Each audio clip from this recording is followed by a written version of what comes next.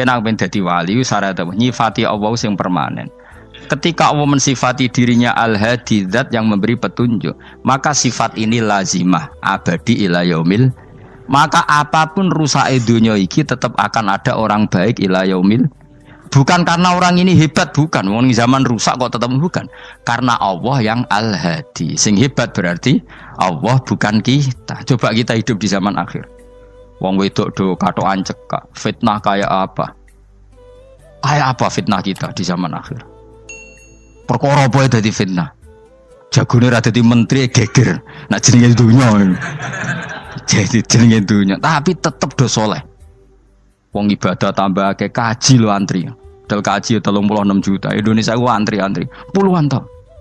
Wa qala ta'ala afa hasibtum annama khalaqnakum abathan. Afa hasibtum mono ta nyangka sira kabeh annama khalaqna mestine gawe ingsun kuwi sira kabeh tak gawe abasan khali ora ana gunane. Masa kamu ngira bahwa penciptaan kalian tuh gak ana gunane? Wa annakum lan nyangka sira kabeh. Wa annakum lan kowe nyangka sira kabeh ilena maring ingsun kowe nyangka latur jauna ora den balekno sira kabeh. Orang yang selalu berpikir bahwa dirinya itu teledor dalam hal taat, padahal Allah selalu baik pada dia. Kalau selalu berpikir gitu, mesti ya tawalladu dadi kalahirna minha sange hadil fikra fal haya wisin. Wa hadza tafakkuru tailah mikir yazidu nambe apa tafakkur fi khaufika indal mudisira wedi minallahi sange Allah taala. Orang yang berpikir demikian terus isin terus dadekno wedi pangeran. Wa yahmiluka lan dorong apa iki hadza ka ing sira alalau min nafsika ing atase modo awak sira. Mengkritik diri kamu sendiri wa taubihiha lan melehno nafsika. Wa mujamabati taksiri lan ngeduwi pepeko. Wa mulazamati tasmiri lan mulazamah netepi cangcut. Tasmir mana cangcut? Napa serius nih? Tasmir bahasa Indonesia ini serius. Kalau orang tahu dirinya gegabah pepeko dalam ibadah, kemudian tahu itu disalahkan Allah, pasti dia akan menjauhi taksir itu, sembrono itu, dan selalu serius melakukan ibadah. Mun kula terangno nggih masalah mulai fikrotun fi wa'dillahi ta'ala. Terus kita tahu di Quran, di hadis itu ada janji Allah, kemudian ada ancaman Allah. Terus yang dijanjikan tentu para wali. Wali wong apik kowe wali, sanggepe wali. Wali amatir wali, pokoke wali. Terus perilaku sing ora disenengi Allah. Kalau beri contoh nggih sing aman, maksudnya aman itu ada di beberapa kitab. Misalnya Fathul Mu'in. Fathul Mu'in itu kitab yang dipakai semua pesantren, kitab fikih. Itu kalau ngeritik, kamu kalau mau sholat, iku kudu ana mlayune. Lane kula nu sering gawe syariat teng santri kula, pokoke nek jamaah mbok pira kadare iku ana mlayune. Guling-gilingan nak kowe iku serius. Kan yo ora lucu misalnya dipanggil kiaimu terus mlaku sewantai kan koyo wong ora peduli napa. Nah, dawe Mu'in itu sederhana oleh gawe contoh. Karena Allah itu mengkritik orang munafik yang kalau berangkat ke sholat itu malas-malesan. Artinya fal kasal iku min sifatil munafikin. Malas-malesan adalah sifatnya orang munafik. Jadi kena ape sholat terus sampai angop terus rokoknya tindak nose sewantes. Nah itu rondok. Rondok PKI rondok munafik kenapa? Wah rondok. Mergo sifat itu sifatnya yang napa? Munafik. Wa idza qamu ila sholati qamu salah. Kalau mereka berangkat ke sholat itu secara malas-malasan. Nah kebalikannya orang baik itu wasari'u ila maghfirati mirabbikum. Kalau ada sesuatu yang potensi menjadikan maghfirahnya Allah itu kesusu cepet-cepetan. Ngan rata-rata kiai nak melaku itu banter. Guling-gilingan nak menuju barang apik itu ketok serius. Nah kiai kok melaku nelon-nelon kemungkinan nak radi duit ya ketuan. Ora pati iso ngaji, jare sing anteng-anteng kuwi ana makonane, paham napa? Sekali-kali nek ngaji pas marung ana tat ngaji mlayu nganti nabrak-nabrak wong. Iku insyaallah luwih keren apa? Tapi yo ngawur nganti nabrak-nabrak. Kalau cerita, dadi mulane kadang wong khusuk ora wali, Mas. Kok kowe nu angel dadi wali. Mergo nek ampe ngaji ku angop niku ora wali-wali. Mulane iki mareni terakhir iki mareni ya. Jadi tumak nina itu ada batasnya, enggak boleh tumak nina fil khairi. Kalau kebaikan kudu wasa ri'wana kesusun. Sebagian ayat kebaikan diredaksikan Allah fafirru ila wa firru iku melayu. Jadi kan apa ngaji kok lonton pe jamaah gak seru, kudu napa? Melayu. Ana melayune, ana unsur cepet-cepet. Lan kadang wong anteng ra dadi wali-wali mereka kenemenen. Paham ya? Iki peringatan ke wong Solo mbek Jogja niki. Nah bab iki apik wong Madura. Tapi nak hadis la takhdhab apik wong Solo mbek Jogja. Dadi kok plus minus apa? Madura soleh lah kadang la takhdhab ku paling abot. Aja gampang muring-muring. Paling abot.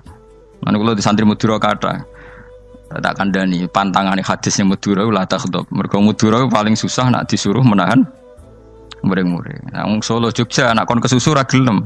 Ngalon-alon watur kelakon Muhammadan. Saiki jog ngaji dirubah no. Sing wong Jogja koyo Ruhin barang Melayu. Sing wong Madura ora napa? Ora emosi. Jadi ya enggak apa-apa, memang kita tidak pernah sempurna. Aku wong Pantura, radi seneng misah wong Pantura niku. Mergo belah no. Tapi ini penting kula aturno. Makanya ndak ada ibadah yang Nabi itu tidak kesusu.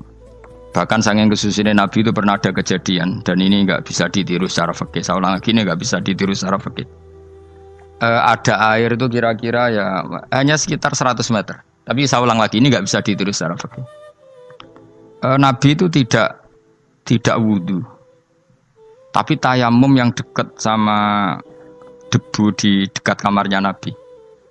Itu riwayat yang memang nggak bisa ditiru tapi harus dibenarkan.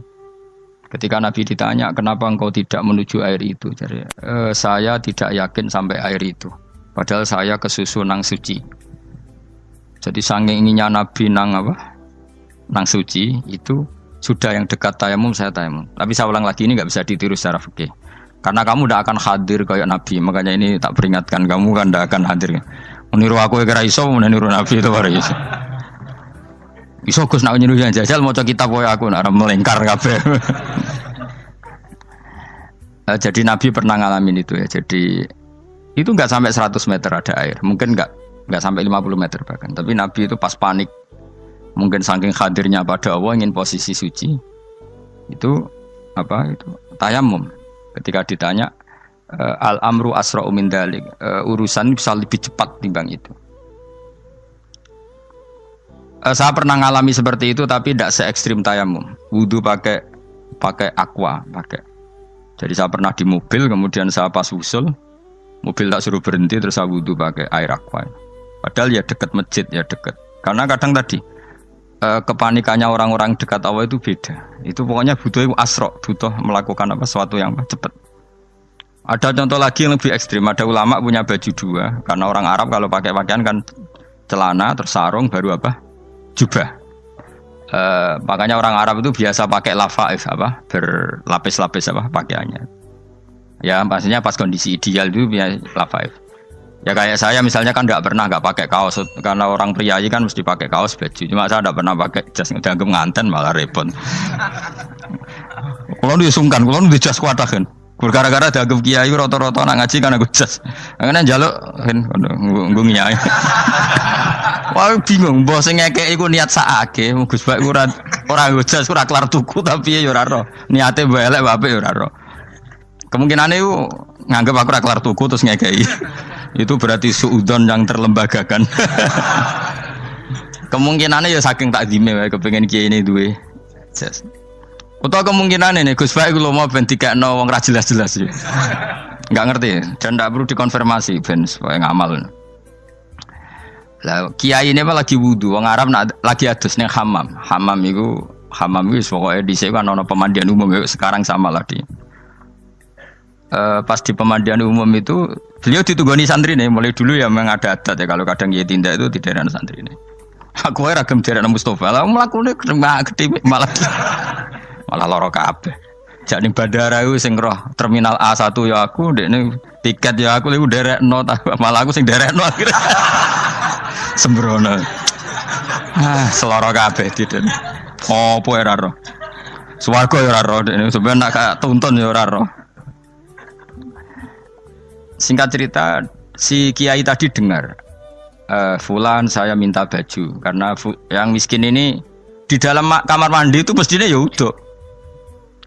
Kiai sudah di kamar mandi, itu bilang ke santrinya, "Cung, baju itu kasihkan satu sama yang minta tadi." Terus kata santrinya, ya Syekh, halla badaan ghusal tambok kamu jangan ke susu. Kamu mandi dulu, engkau mandi dulu baru ngasih. Terus kata beliau, hati saya pas itu ingin ngasih. Setelah mandi saya selesai, mungkin hati saya sudah rubah, tidak ingin apa? Ngasih. Jadi cepat itu imma takut mati, sehingga kamu tidak sempat melakukan kebaikan. Wa imma takut rubah. Apa? Takut rubah. Kan iso wae pas adus karena mungkin lagi seneng-senenge kena banyu, lumo. Barang 200 medit. Kan yo ora roh. Anak pas lomo lakoni wae engko kan iso medit.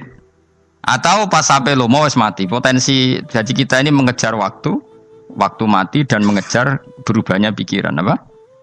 Berubahnya apa? Pikiran.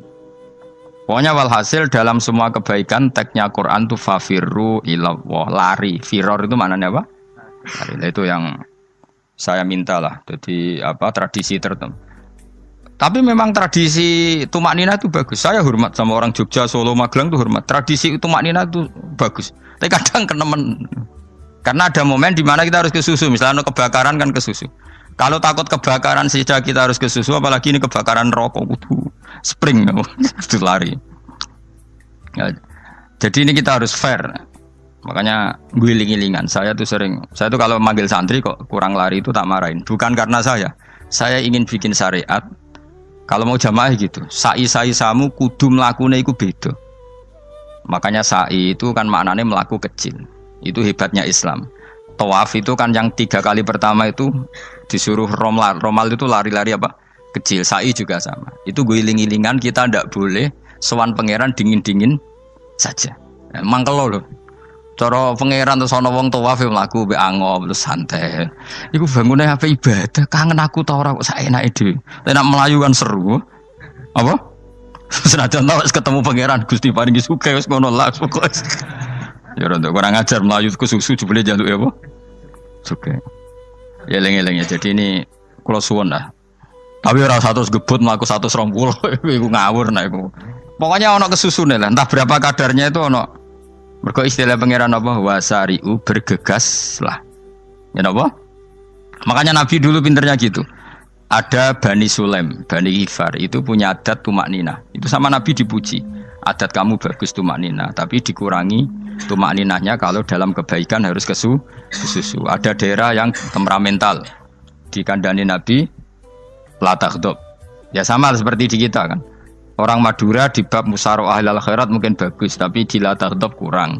Orang Solo, Jogja di tumak ninah bagus, tapi di musyaroah kurang. Jadi makanya ini barokahnya ngaji ya dirubah sidik-sidik. Maksudnya yang plus minusnya itu dirubah. Karena saya belum pernah menemukan teks orang baik itu diredaksikan tenang, tapi semuanya redaksinya apa? Wasari'u itu apa? Bergegaslah, fafirru, larilah. Jadi fafirru ilallah, maka larilah. Firu itu lari apa berjalan? Lari. Supaya maksudnya lari itu tidak harus lari kayak pembalap itu enggak. Pokoknya ada unsur kesusunnya gitu. Ada unsur bergegas. Dan karena ada etis memang, misalnya saya sebagai anak dikasih tahu babak atau kangkang Gus ibu sedang gerah serono swantai itu kan kayak gak ngergani wong tua. Kudu ono melayu. Dan di sini ini maka diredaksikan di semua riwayat Nabi itu kalau jalan wa idza masa, Nabi kalau jalan itu fakaan namayan hattu min sobabinir taqo. Semua dibak menerangkan apa Nabi kalau jalan itu seakan-akan turun dari tangga. Maknanya cepet. Fakaan naman hatto min sobabinir taqo. Jadi Nabi kalau jalan itu cepet. Ya dong ini ya. Paham ya? Ngiling-ngiling anak. Ciri utama berpikir secara Qur'ani adalah apa? Kamu mencari sifat-sifat wali Allah. Dan ternyata sifat wali-wali Allah itu musyaroah ilal khairat, kalau melakukan kebaikan ke susu. Dan sifat orang munafik itu kalau melakukan kebaikan bermales-malesan. Wa idza qamu ilas sholati qamu kusala. Sehingga kata Fathul Mu'in, kalau kamu sholat kudu ono kesusune, ono nasate. Guling-gilingan kamu biar tidak berkategori munafik. Karena orang munafik kalau wa idza qamu ilas sholati qamu kusala. Kalau sedang mau sholat malas-malasan. Nah intinya gitu, cara jadi mufassir, cara jadi pemikir Quran yang baik apa? Sifatnya orang baik dikumpulkan, kemudian kamu ingin diri itu. Sifatnya orang buruk kamu kumpulkan, kemudian kamu menghindari sifat itu. Misalnya Allah cerita Fir'aun. Fir'aun itu penyakitnya apa? Istagna, merasa kumoluhur, merasa tercukupi semua. Itu sifatnya apa? Fir'aun. Tapi sifatnya orang baik itu ya Yuhannasu antumul fuqara'u ilallah. Sifat orang baik adalah merasa fakir, merasa enggak siapa-siapa di depan Allah Subhanahu wa taala. Sehingga keangkuhan itu sifat Fir'aun, merasa fakir, merasa enggak siapa-siapa adalah sifatnya orang baik. Makanya nadumanya Habib Abdul Haddad masyhur itu. Ana abdun soro fakhri dimna fakri, itu yang sering dinyanyikan, dilakukan para wali-wali itu apa? Ana abdun soro fakhri dimna fakri. Jadi ana uta ingsun abdun kawula. Soro ingkang dadi apa fakhri kebanggaan ingsun iku dimna fakri mergo fakir ingsun.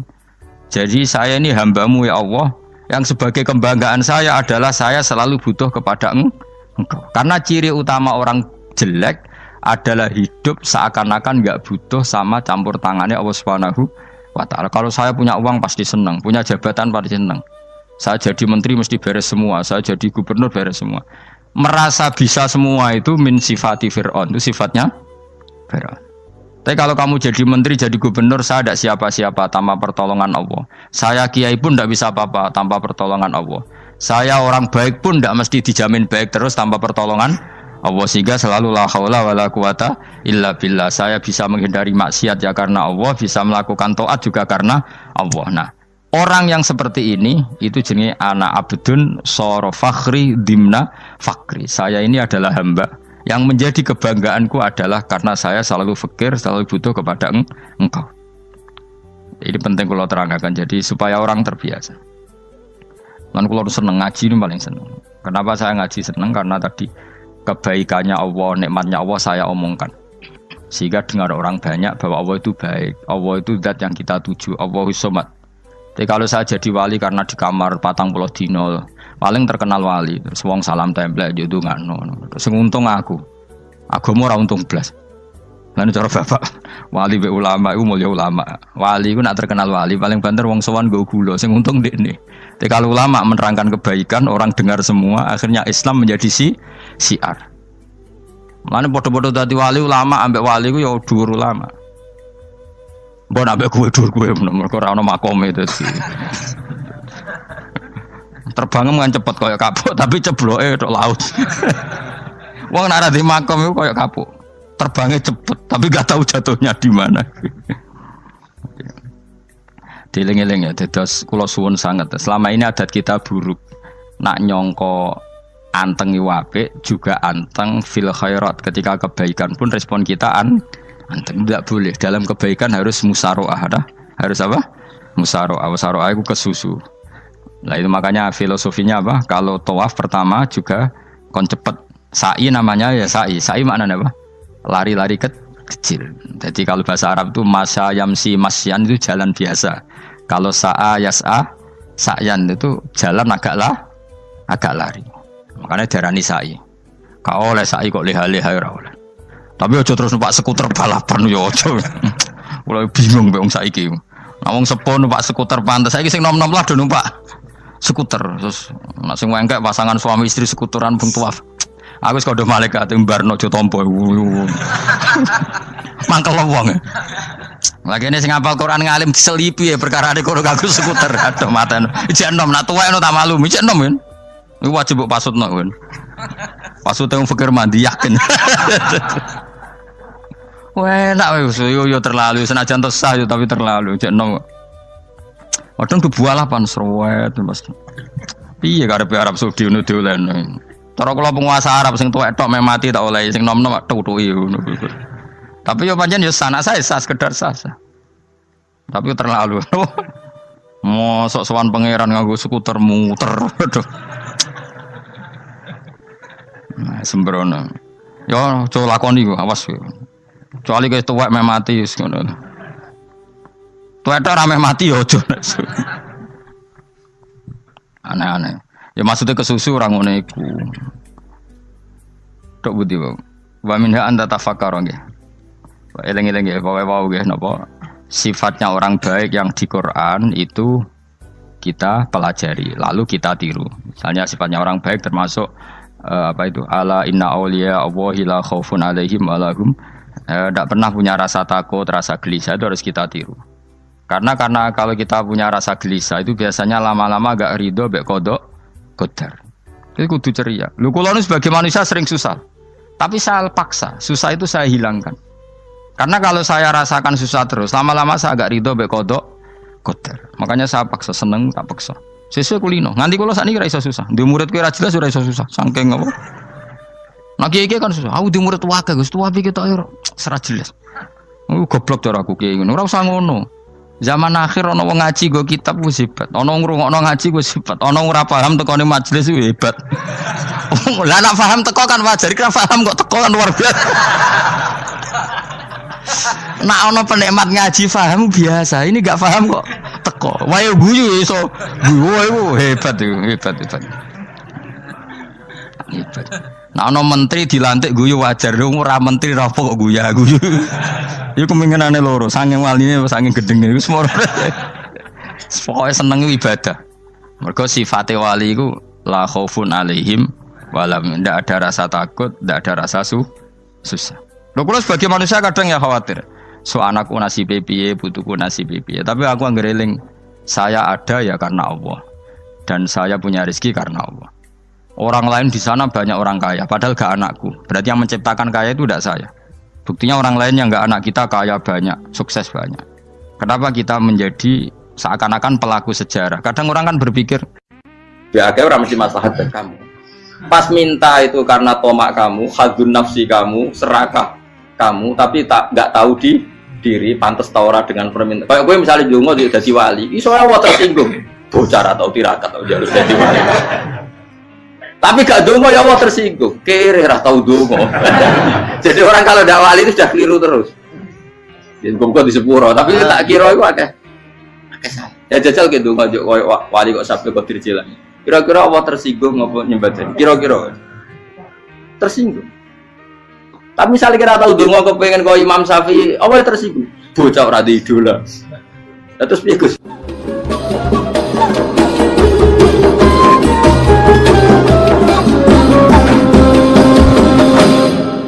Artinya gini loh, ketika manusia mengatakan mampu, itunya ada sekian hal yang manusia itu tidak ikut melakukannya, tidak ikut menciptakannya.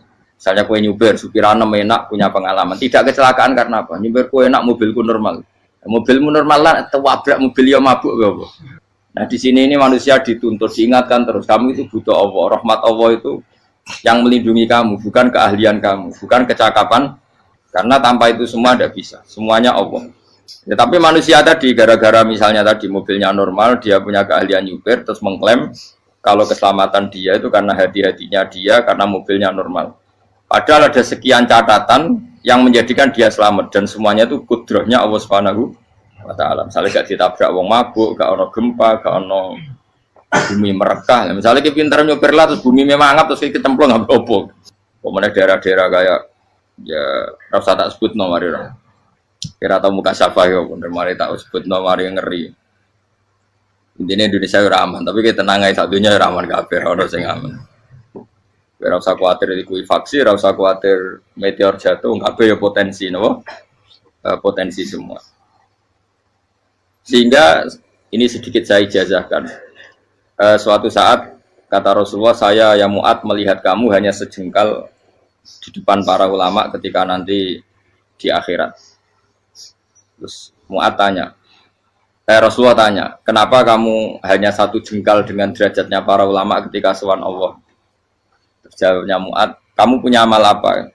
Terus jawabnya Mu'ad, ya Rasulullah, saya tidak pernah melangkahkan satu kaki, kecuali saya tidak pernah yakin apa bisa melangkahkan kaki yang satunya. Dan saya tidak pernah mengunyah satu makanan, kecuali saya juga tidak pernah yakin apa bisa menelannya. Dan saya tidak pernah bernafas satu nafas kecuali saya tidak yakin apa bisa nafas berikutnya. Saking dia tergantung ta'aluk semuanya sama kudrahnya Allah Subhanahu wa Ta'ala.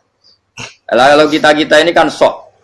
Kalau makanan sudah di depannya kayak pasti bisa makan. Kalau dia sudah sehat jalan seakan-akan pasti bisa meneruskan. Padahal 0, sekian detik gue melaku dihantam mobil ya selesai. Misalnya stroke ya selesai, tidak bisa jalan. Sehingga para wali-walinya Allah itu orang yang filah gotin min lahadotagi, setiap kedipan dia, setiap perilaku dia itu hanya ta'aluk ambil Allah Subhanahu wa ta'ala. Itu yang disebut ya ayyuhan nasu antumul fuqara'u ila. Nah, kemudian resiko makom ini, ya semua makom tak ada resikonya. Resiko makom ini itu biasanya dia lupa doa. Kenapa lupa doa? Karena doa itu terdefinisikan. Tak wari ilmu hakik harus rungokno, wis ra paham lah tak ulangno. Ya resiko ilmu saya ingatkannya. Ilmu itu kan ada dua. Ada ilmu yang karena didefinisikan. Dan itu akhirnya menjadi masalah. Sebenarnya ilmu itu tidak perlu definisi. Kedua, ilmu yang kita rasakan. Misalnya gini, kalau sama saya tanya, kamu pernah nggak minta jadi punya uang banyak? Nggak tanya, pernah nggak minta? Terus artinya minta itu apa? Terus kita mendefinisikan, menengadahkan tangan, bilang ya Allah, saya minta uang banyak, saya minta ingin beli mobil. Itu namanya apa? Tidak jauh saja. Doa kan? Itu kesalahan kita mendefinisikan doa itu, misalnya menengadahkan tangan dan memohon dan menyebutkan permohonannya itu terus disebut doa. Tapi kalau menurut Allah, sistem tubuh kamu yang menghendaki punya mobil, sistem tubuh kamu yang ingin punya uang banyak, reaksi tubuh kamu yang terhinakan karena ditagih orang atau butuh uang, ini menurut Allah ya sudah kamu itu peminta-minta. Saya ulang lagi ya. Sehingga menurut Allah kamu minta tidak minta ya tetap berstatus peminta, pengemis. Nah, orang-orang yang sudah wusul, meskipun itu kondisional ya, tidak selalu. Itu ya dia pikirannya menengadahkan tangan apa enggak ya sama saja tubuhnya merasa minta. Sehingga dia tidak perlu mengekspresikan minta. Nah, terus orang yang fikih bilang seperti itu tuh sombong, wong kok gak tahu dungo. Sebetulnya keliru vonis orang fikih. Bagaimana mungkin dikatakan sombong? Dia reaksi tubuhnya, elemen tubuhnya sebetulnya meminta. Dia tidak berkategori meminta karena ilmu kadung didefinisikan kalau minta itu yang seperti ini. Itu kan lama. Nanti kalau suatu saat Indonesia yang kuasa itu terlalu NU atau terlalu yang tidak NU, lama-lama ada definisi. Misalnya yang dikatakan tahlilan itu apa? Ya bid'ah, Nabi tidak pernah tahlilan. Sahabat tidak pernah nahlilin Nabi. Malah nggak ngaji Nabi jadi tahlil. Mana nih tahlilan jalukno sepuro mayit, ngaji Nabi jalukno sepuro. Sehingga dengan tradisi itu tahlil itu masuk definisi bid'ah karena nggak pernah dilakukan sahabat dan para tabi'in. Ya salahnya kamu definisikan. Tapi kalau udah kamu definisikan, diarani tahlil, ya mau la ilaha illallah. Terus mungkinkah satu bacaan la ilaha illallah dilarang? Wong ra oleh maca kalimat tauhid. Jadi misalnya tahlil iku nafatno kalimat tauhid. Oke tok ora ngara iso dilarang tapi nak tahlil iku mitung dinane mayit koyo budo, samane kriminal. Enak. Ya sudah seperti itu. Makanya banyak orang salah itu karena ilmu kadung didefinisikan. Nah, definisi itu sebenarnya tidak mengikat dalam banyak hal. Ini penting saya utarakan. Ya karena seperti itu. Makanya itu masalah-masalah besar antara kita dan firqah-firqah yang lain. Masalah ahli sunnah, terus masalah yang lain-lain. Memang ya sudah seperti itu. Ya saya ulang lagi ya. Ketika Nabi Ibrahim mau dibakar Namrud, itu masyhur cerita itu. Dan kemudian jadi Nabi namanya Habib Syahid. Habib Syahid itu sebetulnya hanya ngutip Habib Abdul Haddad. Jadi syair itu sebenarnya ada di Diwanul Haddad. Apa? Diwanul Haddad. Diwanul Haddad itu syair-syair Abdul Haddad ketika beliau usul, beliau mukasyafah. Terus bagian dinyanyikan Habib Syahid terjadi populer. Saya ulang lagi ya. Tubuh kita, misalnya kamu lapar, perut kamu kan mereaksi minta makan. Andaikan kamu itu Tuhan, kan kamu tahu bahwa perut kamu itu minta makan. Tanpa kita bilang ya Allah saya minta makan, Allah tahu kalau reaksi tubuh kamu minta makan. Sehingga orang yang tidak minta pun asal makomnya makom yang ikror, mengakui kalau dia butuh, ya namanya sudah minta. Tapi fikih kadang mendefinisikan sing darane minta itu misalnya madhep kiblat terus menengadakan tangan dan sebagainya. Ya sudah kita sebagai orang pengikut ya yang ikuti fikih, yang ikuti tasawuf sebetulnya itu definisi yang sepihak. Sehingga ketika Nabi Ibrahim mau dibakar Namrud, masyhur itu cerita itu. Beberapa hari mungkin bulan-bulan orang disuruh Namrud cari kayu sebanyak-banyaknya. Ketika kayu sudah terkumpul mungkin satu lapangan, Ibrahim mau dibakar. Pegawai Namrud itu bingung caranya mencalok Ibrahim. Mereka saking gedene napa? Api. Nak dincalok kok ado iku ratok tengah. Nak diparekno iku kepanasan. Masyhur. Setan zaman itu orang akeh dadi setan tenan. Saya kan duplikate sakeh dadi setan ra tau muncul. Wong duplikate wis napa? Akeh. Singkat cerita setan itu muncul pura-pura jadi manusia terus ditemukan manjane. Manjane kayak semacam ketepil besar yang jadi menane dari kiai-kiai ketepil lu haram mergo penemune setan. Jari ini tapi nak manjanik penemune setan itu betul walhasil terus dibikinkan satu manjanik semacam ketepil besar terus Ibrahim dilemparkan ke api lewat apa ketepil tadi idenya siapa setan. Nah ketika di tengah api itu unik, kata malaikat Jibril datang terus tanya sama Ibrahim, ya Ibrahim apa kamu butuh saya? Butuh alakah haja, apa kamu punya kebutuhan? Jawab Ibrahim lah, saya tidak punya kebutuhan. Amma ilaika fala, kalau ke kamu ndak, karena kamu makhluk, apapun keren kamu Jibril tetap kamu makhluk. Amma ilaika fala, ndak maksudnya butuh ke Allah nanti saya nyampaikan. Mana dinya Nabi Ibrahim, kalau Allah ndak usah kamu sampaikan ya sudah tahu. Gua mbek Jibril. Oh, nak kowe ditekek kan. Ya saya ulang lagi, apa kamu punya kebutuhan? Alaka hajalla amma ilaika fala, kalau ke kamu ndak. Ndak maksudnya butuh ke Allah nanti saya sampaikan. Karena Jibril yang mentang-mentang dekat sama Allah dan tukang memberi informasi. Tapi kata Ibrahim, kalau ke Allah sih tidak perlu kamu, dia sudah tahu. Nah itu terjadi nazmannya Habib Abdul Haddad masyhur itu apa? Hasbi min su'ali ilmuhu bihali. Jadi cukup ilmunya Allah itu menjadikan saya tidak perlu minta. Hasbi min su'ali ilmuhu bihali. Jadi ada kondisi tertentu yang para wali itu, saya ulang lagi, kondisi tertentu yang para wali itu ya tidak minta. Tapi kalau itu ditiru jenengan semua ini jadi keangkuhan. Kenapa? Wes ora ndonga tangane ditenangkan. No, atine ora eling pangeran, kan akhirnya tak jaluk tenan. Jadi aja niru wali-wali. Nah, wali-wali itu kan misalnya tangannya tidak menengadah tapi semua sistem tubuhnya merasa butuh sama saya itu pernah ya, tapi itu kondisional dan saya juga ngulang nggak mesti bisa. Ketika saya umroh itu pernah saya ada satu kondisi itu doa ya di putaran pertama dok. Di putaran pertama saya berdoa ya agak banyak di multazam. Putaran kedua mau berdoa sudah tidak berani lagi. Sampai ke-7. Hari kedua ya tidak berani, hari ketiga nggak berani. Nah seperti itu tidak bisa dibuat-buat meskipun saya juga agak ingin. Tapi ya pas itu ya nggak bisa. Gara-gara itu korban kitab hikam, ya kitab hikam yang terkenal. Kitab hikam itu pernah cerita gini. Rubbama dallahum al-adab ala tarkit tolak. Terus di antara makalahnya itu wa inna ma yunabbahu man yajuzu alaihil ikhfal. Tapi kamu jangan niru dosa kan. Tapi jangan ingkar ilmu ini tambah dosa kowe.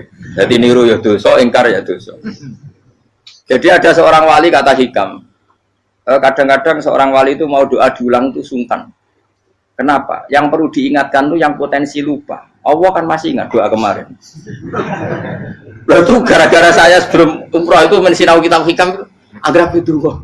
Ya Allah, sing tak dungani wingi ejek eling kok tak eling no meneh. Dadi wa inna ma yunabbahu man yajuzu alil fal, yang bisa diingatkan hanya orang yang potensi lupa. Sementara Allah tidak akan. Tapi kan akhirnya doanya elik. Ya Allah kayak kemarin. Hari ketiga ya Allah kayak. Makanya menurut saya ilmunya orang hakikat itu juga ada sisi kriminalnya karena ya tadi. Tapi kamu ingkar ya keliru. Memang Allah gak mungkin lupa, ngapain kamu ingatkan. Makanya menurut saya Allah itu mangga terbaik, benar-benar Rahman Rahim. Mestinya nak Allah terbaik, itu mau bedino malah ngamuk. Lah aku lali tapi kok hilang eling dong. Tapi Allah itu ya maklumi ya, dengan kekeliruan.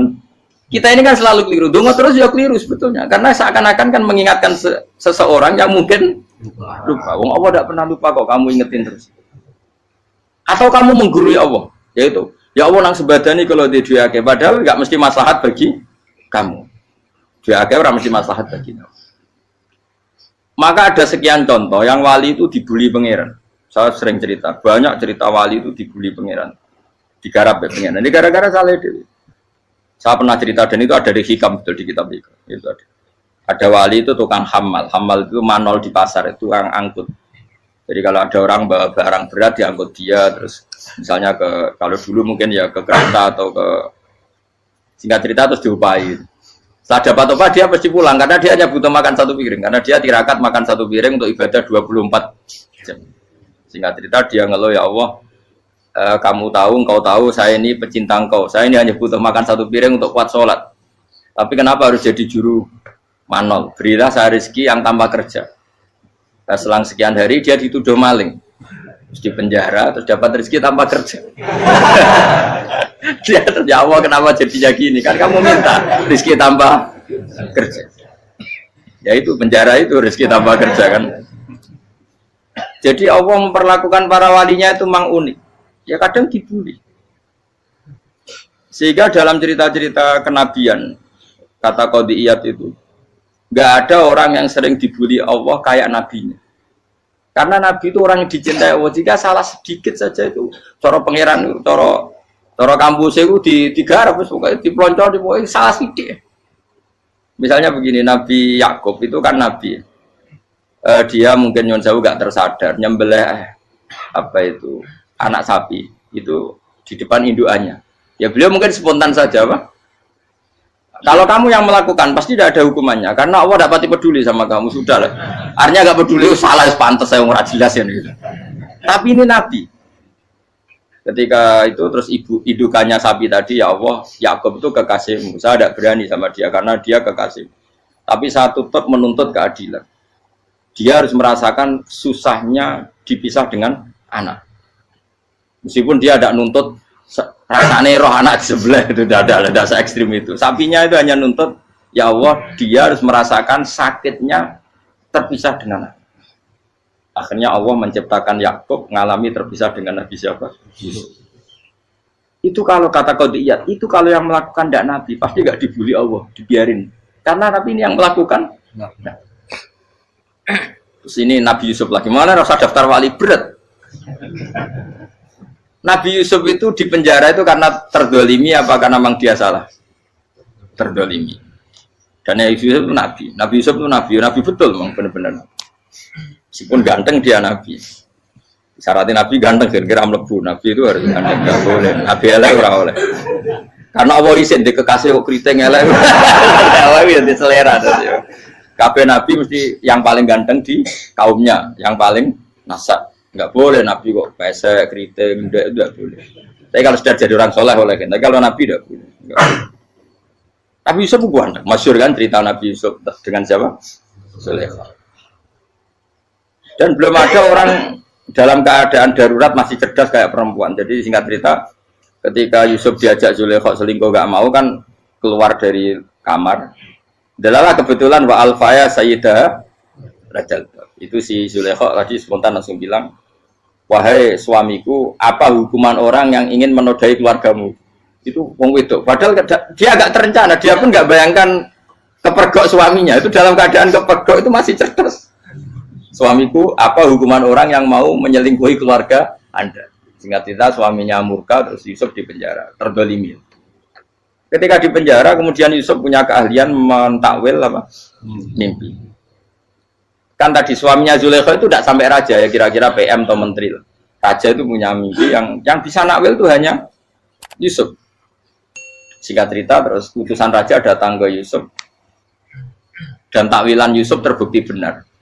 Tapi Yusuf ini seorang nabi, saya ulang lagi Yusuf seorang nabi dia tapi ya manusia. Bilang gini ke utusannya, coba bilangkan ke raja kamu di penjara ini ada orang yang di penjara secara terzalimi yaitu saya. Tolong laporkan ke majikan. Itu Allah tersinggungnya itu bukan main. Nabi kok lapor makhluk. Itu tersinggung.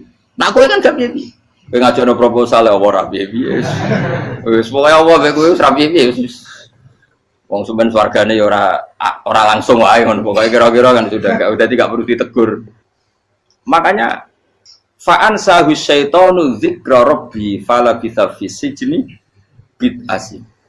Maka Allah mentakdirkan utusan raja tadi itu lupa melaporkan peristiwa Yusuf ke raja tadi, sehingga raja gak pernah dengar kalau ada orang di penjara karena Allah tersinggung. Wong kowe ku nabi kok lapore ambek penguasa.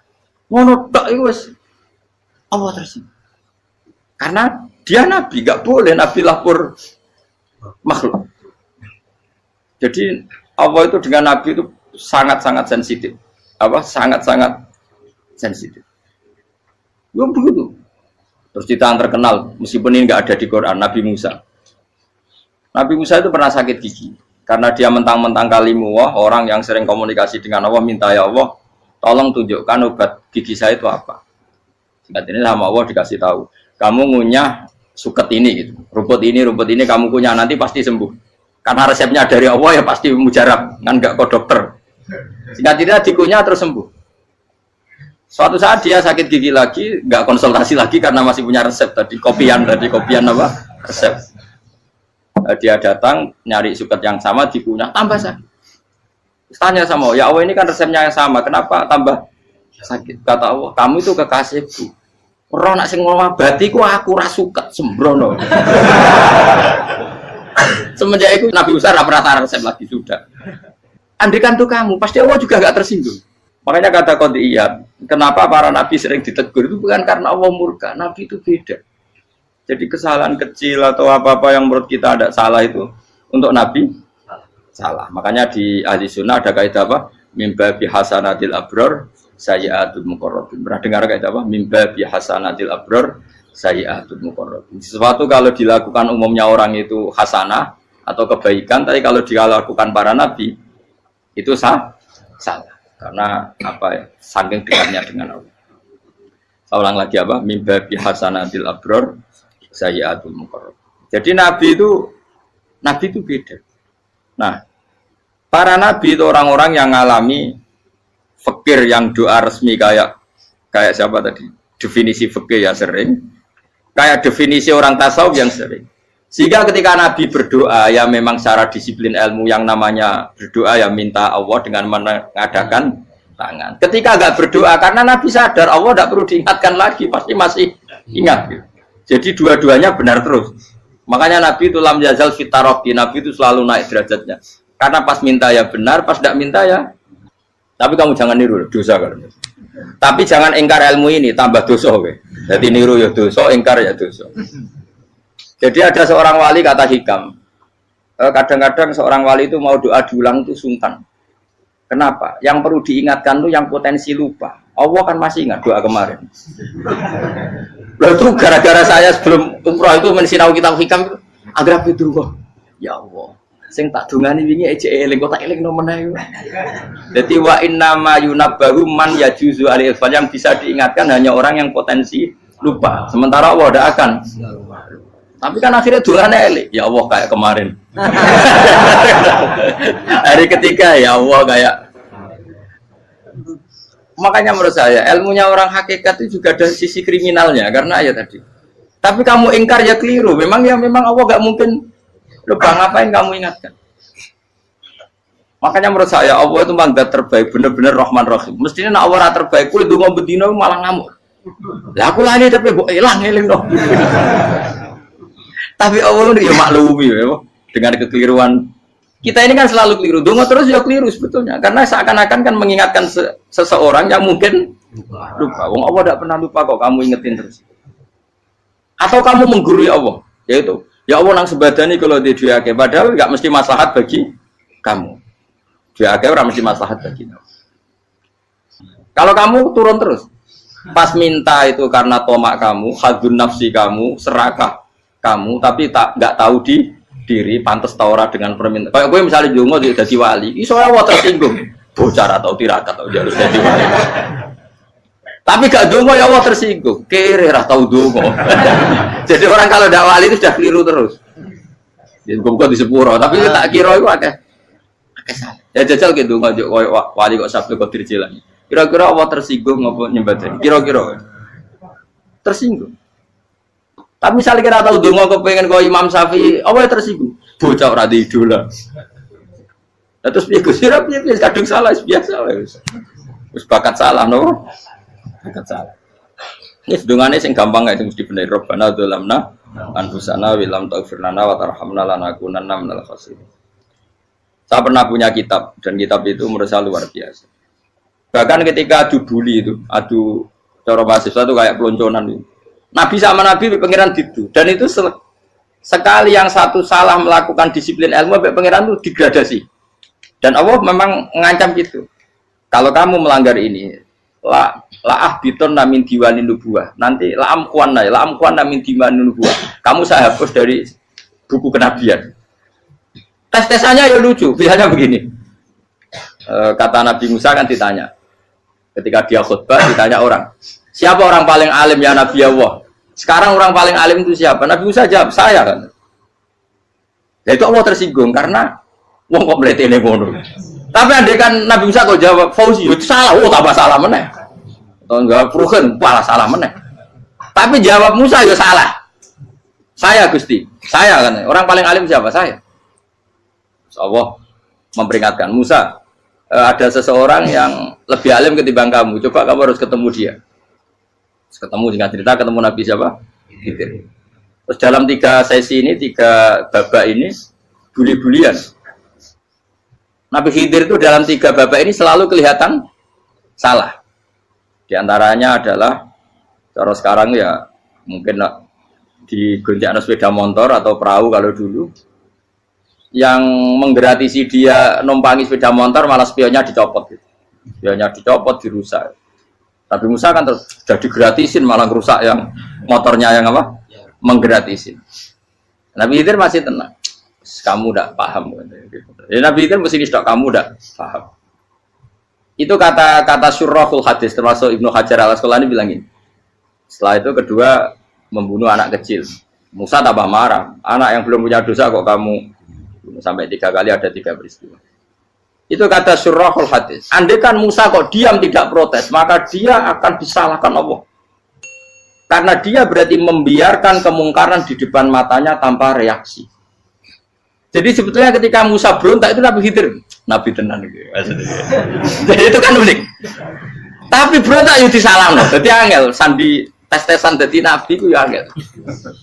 Misalnya kok Nabi Musa itu kayak model santri Jawa Timur. Nabi Khidir salah, nggih nderek mawon. Ya ora nabi jero barang mungkar. Menengae. Berarti yo nabi goblok ngono kira-kira. Makanya memang Musa harus konsisten seperti itu, harus demo terus. Kayak saya misalnya sebagai kiai fikih, kiai ya harus seperti ini cara mulang saya. Enggak boleh saya misalnya terus anut mulang terus tawadhu, semeneng terus ora karu-karuan. Jadi andekan Musa kok tidak protes itu malah salah. Ya memang harus. Dan itu Nabi Khidir Nabi tenang. Makanya Nabi Khidir akhirnya respect. Tidak ada hati sebaik Abu Musa.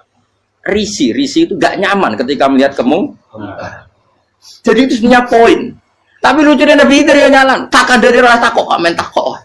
Tapi harus disalah no. Ya aku cari Nabi Musa.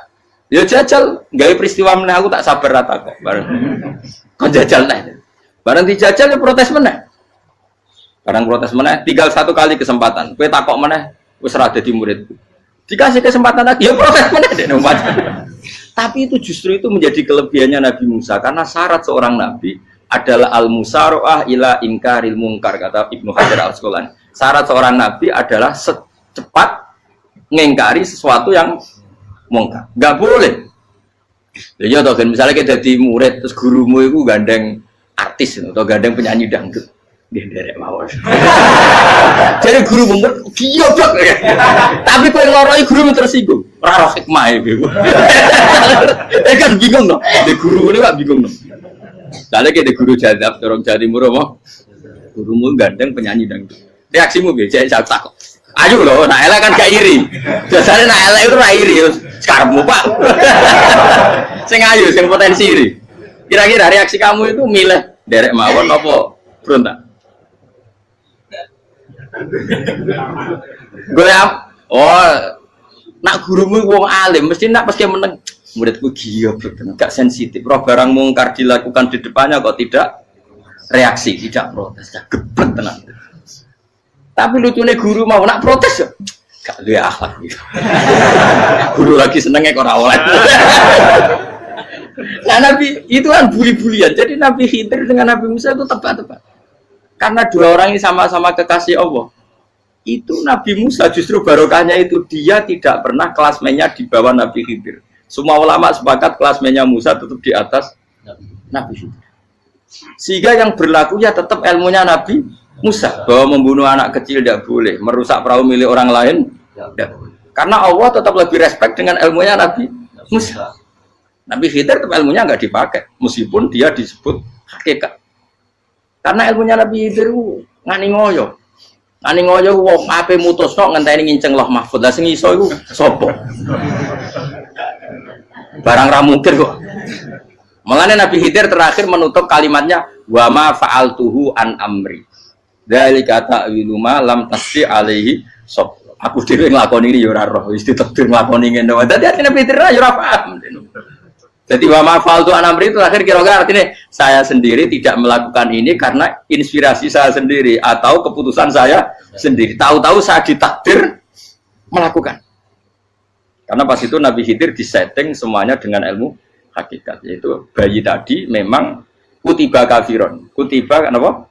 Kafiron. Memang dia nanti kalau umur nganti tua ditakdir mati kafir. Daripada mati kafir nanti, ya sudah mati sekarang. Tapi nggak mungkin kan ada syariat daripada soben beling pateni kecil. Ya ora syariat, tetap ikut Nabi Musa. Makanya kata Ibnu Hajar Al-Asqalani itu uniknya Allah sama para wali-walinya. Wali ku klirullah, itu tetap disenangi pengen. Terus pengenan nabi-nabinya yo kecil-kecil kan, yo panjang wong. Terus keempat kan.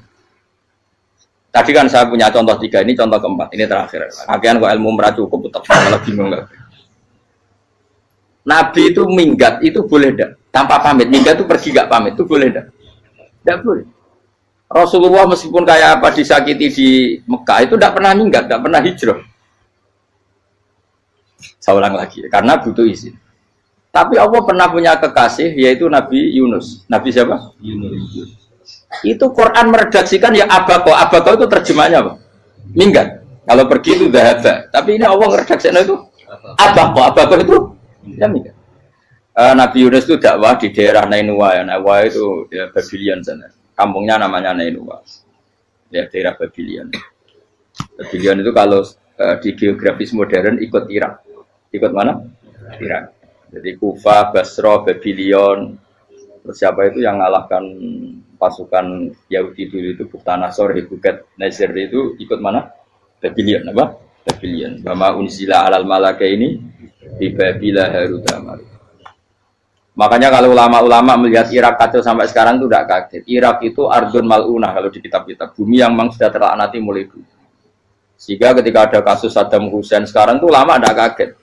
Zaman Rasulullah Sugeng itu Irak itu termasuk sudah bumi yang guna keazalah. Jadi di sana pasti banyak fitnah. Fitnah pertama yang dicatat sejarah adalah Mautul Husain apa? Kabudutnya Said siapa? Husain di Karbala. Era Imam Syafi'i adalah zaman mifnah, ulama dibantai karena dipaksa mengatakan Quran apa? Makhluk. Terus konflik-konflik sampai era Saddam Hussein terus era sekarang jadi. Nah kita ini ulama sebenarnya tahu tarikh itu. Tapi di era modern kan dianalisis karena campur tangan ini itu ya sudah lah. Sebab goblok pun daripada ngebantah-bantah malah kamu. Ibu goblok, ibu pinter. Nah sekarang kan analisisnya kan, wah ini ada campur tangan pihak ketiga diciptakan nih sauni ini. Ya kalau intelijen harus ngomong seperti itu. Kalau kita seperti ulama memang dari dulu dicap Nabi hunalika az zalasil wal fitan. Saya teruskan. Nabi Yunus itu dakwai kaumnya itu lama sekali dan tidak iman. Nah semua nabi kalau kaumnya tidak iman itu diberi hak Allah ngancam akan adanya azab apa? Ngancam akan adanya azab. Nabi Yunus ngomong gitu terusin. Nanti kalau kamu udah iman, lu pasti kena azab.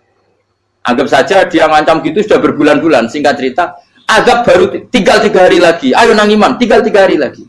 Ya kira-kira dia ngomong misalnya Ahad, berarti Ahad, Senin, Selasa. Atau kamu milih Selasa, ya Rabu, Kamis. Singkat cerita Ahad itu dia gak kuat.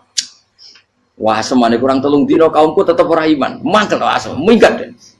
Minggat itu jadi mau minggat kan gak punya tujuan, so asal pergi jauh saja. Ada perahu, sekenanya dia naik saja. Namanya minggat nih. Kalau bawa bekal terencana, bawa visa, paspor kan plesir namanya. Jadi minggat itu ya gak, ya sekenanya gak persiapan. Singkat cerita sampai ikut perahu nelayan tadi, terus zaman itu ya ada mitos kalau ada gelombang yang gak wajar pasti ada orang minggat. Terus ditanya siapa yang minggat, Nabi Yunus kan orangnya jujur, saya katanya. Ya sudah, yang minggat harus dicemplung gitu. Ya, terus ada yang agak baik, ya jangan gitulah. Ini kan kita semua butuh selamat. Dudi dulu. Terus Dudi satu lagi ketemu Yunus. Coba mungkin salah udahnya Dudi lagi ketemu sampai 3 kali ya ketemu Yunus. Makanya fasahama fakana minal mudhadis, diuji, dia kalah kemudian tenggelam. Fal taqamahul khutu wa huwa mulim. Terus dia diuntal, ditelan oleh ikan nun. Nah, di situ ikan nun digambarkan saking besarnya itu. Nah ini uniknya Allah sama kekasihnya. Sudah Allah menyalahkan tapi unik. Ikan ini kan itu sama Allah dikasih instruksi. Kamu nggak boleh makan dia, dia kekasih saya. Terus ketika di tengah di perut apa? Ikan, dia kegelapan. Terus Nabi Yunus cita-citanya satu, ya Allah, kalau saya sumpah kiri saya tidak bisa baca tasbih. Akhirnya sama Allah disulap perut ikan itu jadi masjid. Jadi dia di dalam perut ikannya santai saja tetap wiridan. Santai. Fana ada fi dzulumati alla ilaha illa antas fanak ini kuntum nadal. Ya dia santai aja wiridan karena perut ikan bagi dia adalah masjid. Ya dia disalahkan Allah karena abako tadi minggat hijrah tanpa pamit. Tapi juga dibela-belain Allah, ikan tadi tidak boleh nelan. Ini perlakuan Allah sama orang yang bikin. Tapi karena dia Nabi, uniknya apa? Dino Ahad itu kaumnya do nginceng ngomel Nabi Yunus. Rame-rame nginceng. Lucunya cara nginceng gini. Nak Yunus neng omah berarti bodoh nih. Ngomong ana ada kok dene tengok. Buaran dinceng Nabi Yunus juga ada. Oh tenan ono ada. Mulane wonge rawani ning omah. Itu uniknya pangeran. Jadi umpama dekne ra minggat ya salah. Umpama dekne ora minggat berarti kaumnya jare apa ono ada ono gempa bumi likuifaksi kok dekne ning omah. Lah nek ono tenan ra mlayu. Nyatane gak mlayu. Jadi mbak Allah didesain minggat. Tapi nek minggat jadi salah Nabi yo ora pamit. Makanya masyhur saya itu punya kitab karangannya Habib Alim Alama, babanya Habib Anis, Habib Ali bin Husain yang ngarang apa? Ali bin Muhammad bin Husain karang yang Simpul Duror itu diantara doanya gini. Tapi jangan tiru loh, biar awal gimana. Aku rawan ini loh. Cuma saya hafal secara ilmu, tapi saya tidak berani. Waj'al sayyiati man ahbabta. Ya Allah, jadikan kesalahan saya itu kesalahan orang yang kau cintai. Terus pokoknya salah lagi jadi pengiran kadung seneng, salah lagi sampai wae wong seneng. Waj'al sayyiati man ahbab.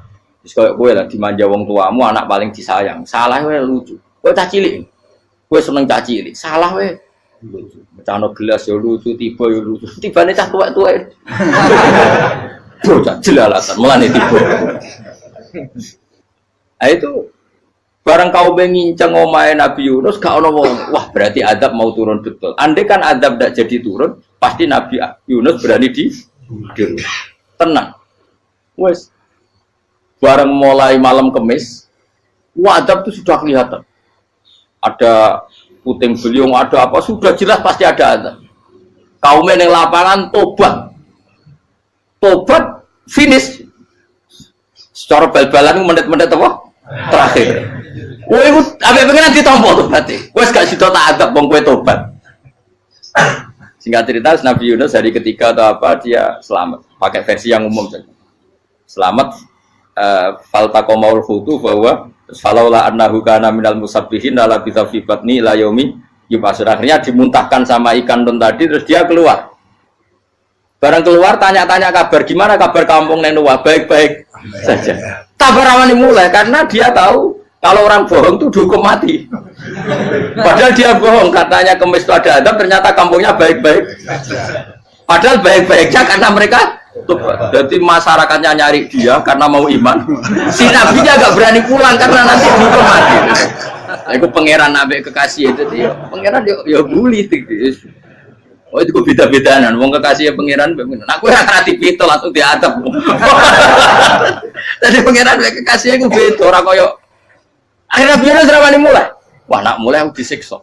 Perkara nih kalau pembohong itu dihukum mati. Masyarakat yang golek tenan, mergo nalem kemis ku ono azab tenan. Cuma terus do tobat. Disebut falaula kana qaryatun amanat fanafa'aha imanuha illa qauma Yunus lamma amanu kasyafna anhum adzabal khizyi fil hayatid dunya. Enggak ada kampung yang saya adab kecuali kasil tak adab, kecuali kaum Nabi Yunus. Aku wis meh ngadab lho, pas menit terakhir peta adab tobat. Akhirnya rasido aja pangeran. Iku kaum Nabi sinten? Iku yo barokah minggate Nabi Yunus. Lah iku nabi. Wong keliru kok barokah. Iku nabi. Umpama Nabi Yunus ora minggat, kaume berpikir Yunus bohong.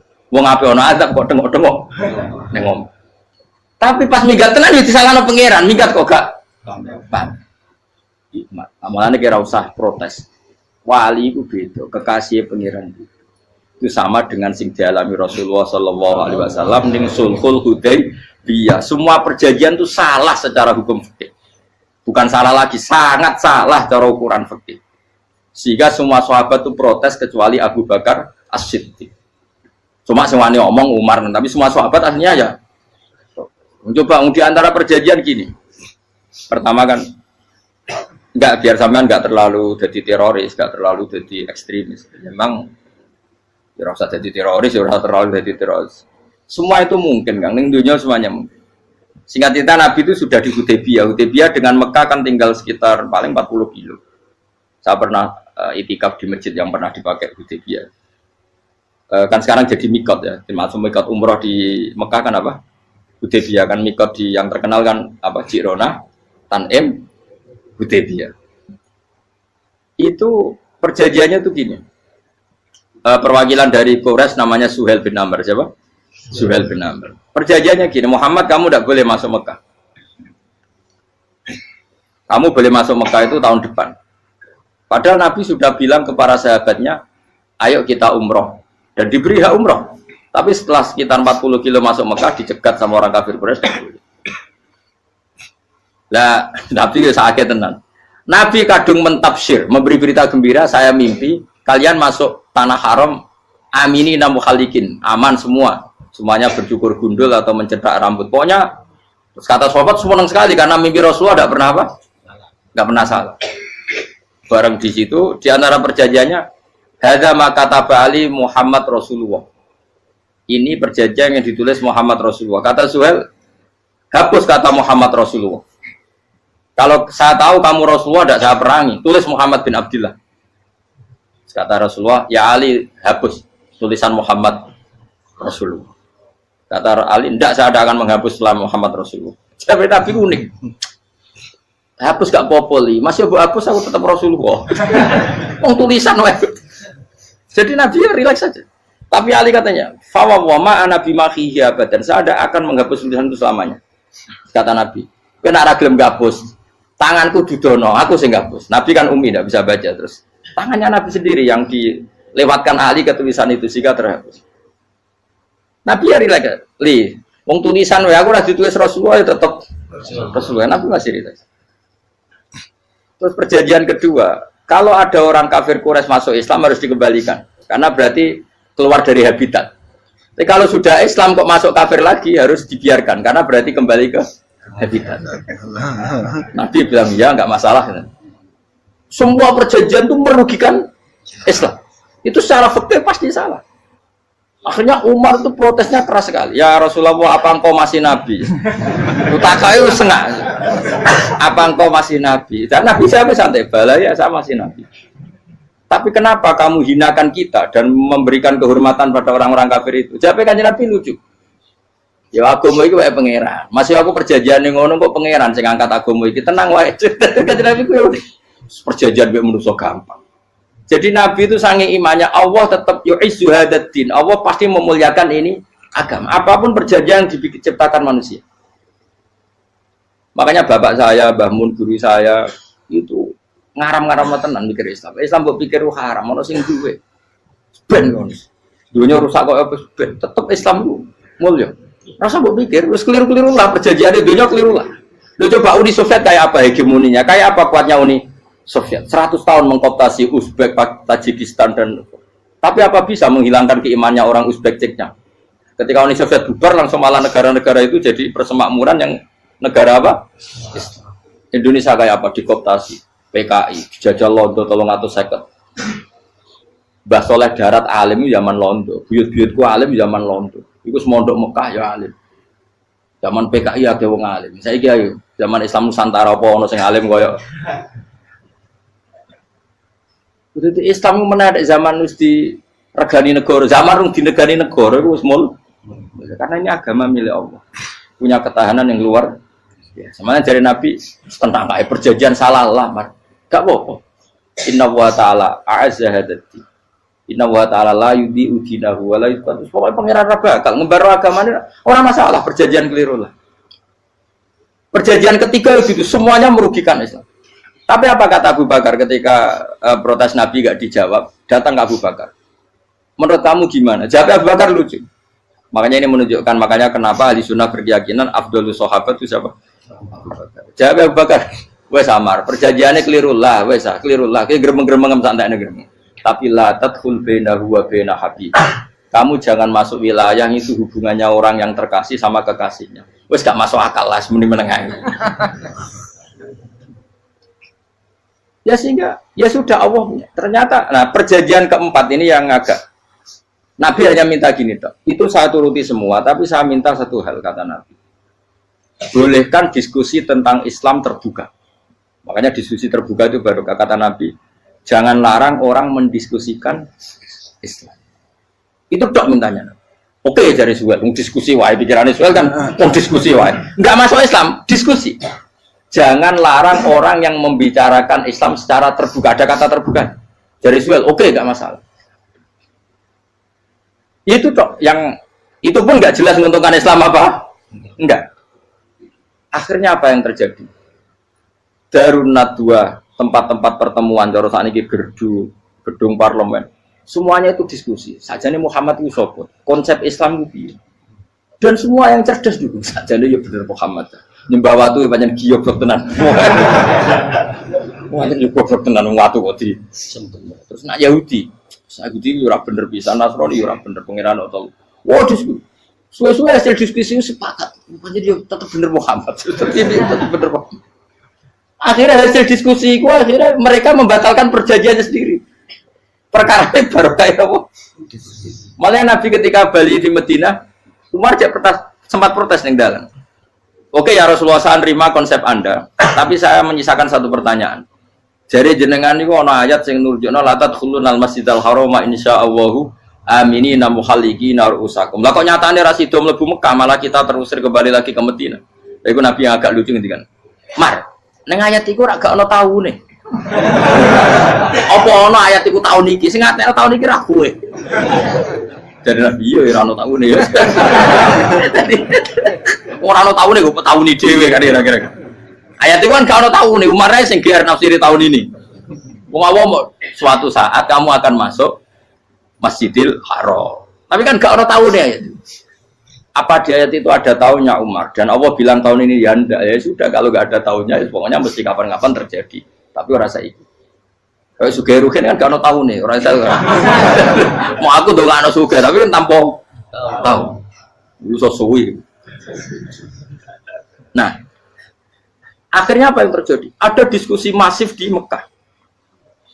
Setiap yang cerdas, setiap Nabi tanya, Abu Sufyan siapa? Nabi mau komentar gini, sama siapa teksnya? Misluhu la yajhalul Islam. Kalau Islam sudah didiskusikan, otak secerdas Ikrimah bin Abi Jahal, secerdas pasti tidak bodoh tentang Islam. Maknanya pasti akal yang waras memilih Islam. Wah, akhirnya Islam jadi masif. Ya sudah, karena Islam sudah masif, tokoh-tokohnya cenderung Islam, akhirnya perjanjian itu dibatalkan sendiri.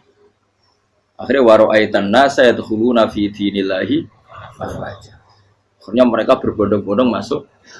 Itu artinya apa? Nabi ku gaya perjanjian cara fikih keliru wae, cara fikih cara dohire keliru wae, tetap barokah karena punya hubungan khusus dengan Allah Subhanahu wa taala. Makanya la tadkhul bainahu wa baina habib.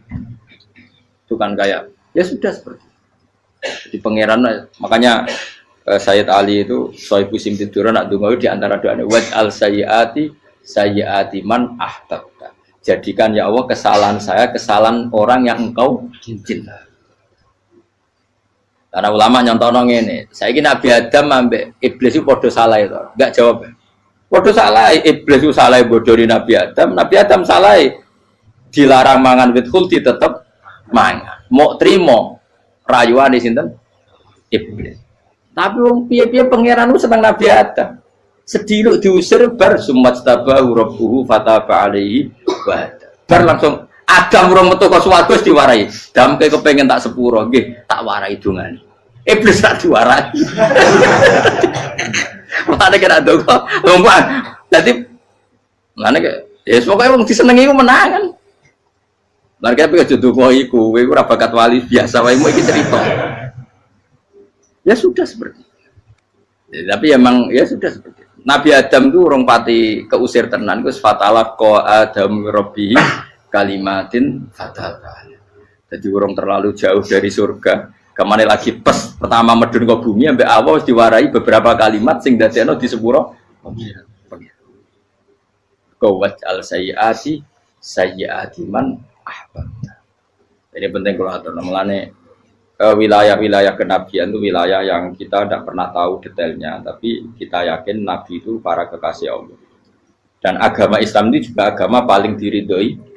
Maka di zaman apapun, kecewa apapun dengan perjanjian dengan negara maupun dengan dunia, Islam tetap dihormat pangeran. Kita ora usah kuat. Mikir Islam ku keliru. Nangit mayo oleh nak mikir keliru. Agamane pangeran kok pikir. Saya masyhur. Sayyidina Umar itu kan khalifah paling sukses masalah futuhat. Di masalah apa? Futuhat. Dan Ibnu Umar setiap jalan-jalan itu dibully sama orang-orang. Ya Ibnu Umar, mbok ya kamu itu minta sama bapak kamu supaya dia nyebut penggantinya siapa. Atau bikin suksesi lah. Jangan kok dia khalifah sukses kemudian tidak jelas juntrungannya. Kan dia tetap mati suatu saat. Saking gak kuatnya Abdul bin Umar, nya matur, ya Abah, engkau harus suksesi. Siapa ya pemimpin setelah jenengan? Lah kenapa? Orang-orang bilang kalau ada orang misalnya penggembala kambing terus ditinggal gelanggang itu dianggap dosa karena kambingnya pasti kocar. Apalagi ini urusan umat. Kamu tahu-tahu mati sebelum sesi ini pasti kacau. Umar langsung marah. Agama Islam itu enggak sama dengan kambing kata Umar. Agama Islam agamanya pangeran, mesti diurusi pangeran. Aku mau khilafah. Aku mau sukses. Ben aku ora usah mikir. Engko ora diurusi pangeran. Jadi Umar itu justru sangat hormatnya sama Islam itu dengan cara gak mau mikir Islam.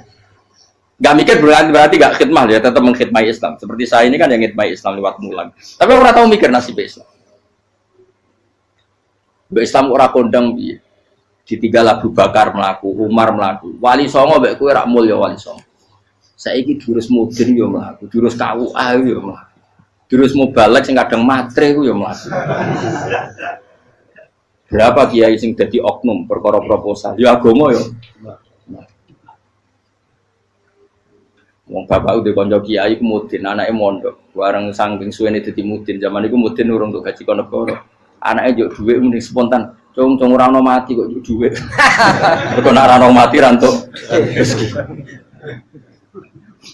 Cung ora ono mati kok njuk dhuwit. Mulai ku agama ya ra piye-piye juga.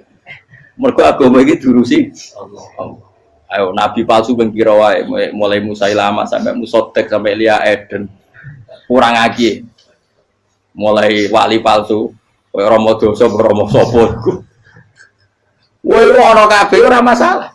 Uni Soviet kayak apa mengkooptasi Ceknya Uzbek. Akhirnya ya kalah Uni Soviet. Saiki Ceknya Uzbek jadi negara apa? Islam. Kayak apa? Donald Trump, Islamfobia. Tapi sekarang orang Amerika malah berbondong-bondong masuk apa? Islam kaya. Mbok pikir malah Islam konsepi malah rusak. Mergo terus di metodologi. Harusnya penyebaran Islam itu begini. Harusnya mbahmu kira pangeran ngomongnya harusnya. Wong Islam kadang melaku ya lewat mudin. Saya itu punya santri, ini kisah nyata.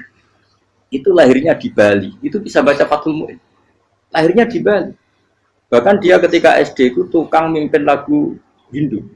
Lagu Bali itu Hindu, Hindu. Karena dia ketua kelas, tapi Islam. Semua cuma. Jadi dia ikut. Gara-gara, jadi Baba itu bakal sate yang Bali. Ya bakal sate, berhubung sukses, ponakannya misalnya ini diajak orang Madura kan gitu. Aslinya orang Madura. Setelah kampung itu menjadi kampung Muslim, lama-lama berkebutuhan punya masjid. Berhubung wis anake kiai ana masjid mosok ora di wong alim. Akhirnya anake dipondokno di Jawa. Pondokno di Jawa iso maca muin terus ngaji sama saya. Jadi saya iki ning Bali kok ana wong ora muin, ya ana santri di Bali maca Fathul Muin. Ning Jawa kadang wong ora iso maca muin. Jadi tiba bakal sate muter. Ora putih. Kayak Islam di Indonesia, gara-gara pedagang Gujarat. Meskipun sejarah itu diperdebatkan, ya gara-gara dagang. Karena mereka Muslim ya akhirnya menyebarkan apa? Jadi semudah itu Allah. Termasuk konflik Ali bin Muawiyah. Itu barokahnya sama susahnya konflik itu masih banyak barokahnya. Sayyidina Ali sama Sayyidina Muawiyah. Karena kita ahli sunnah ya, tidak menyalahkan salah satu madzhab ahli sunnah. Itu barokahnya beliau konflik itu banyak sahabat yang migrasi. Ada yang ke Cina, ada yang kemana-mana. Termasuk yang diyakini para sejarawan, ada yang ke Selat Malaka. Termasuk akhirnya sampai ke Baros itu. Barokahnya orang nggak nyaman di Yaman itu di Syria sama di Irak.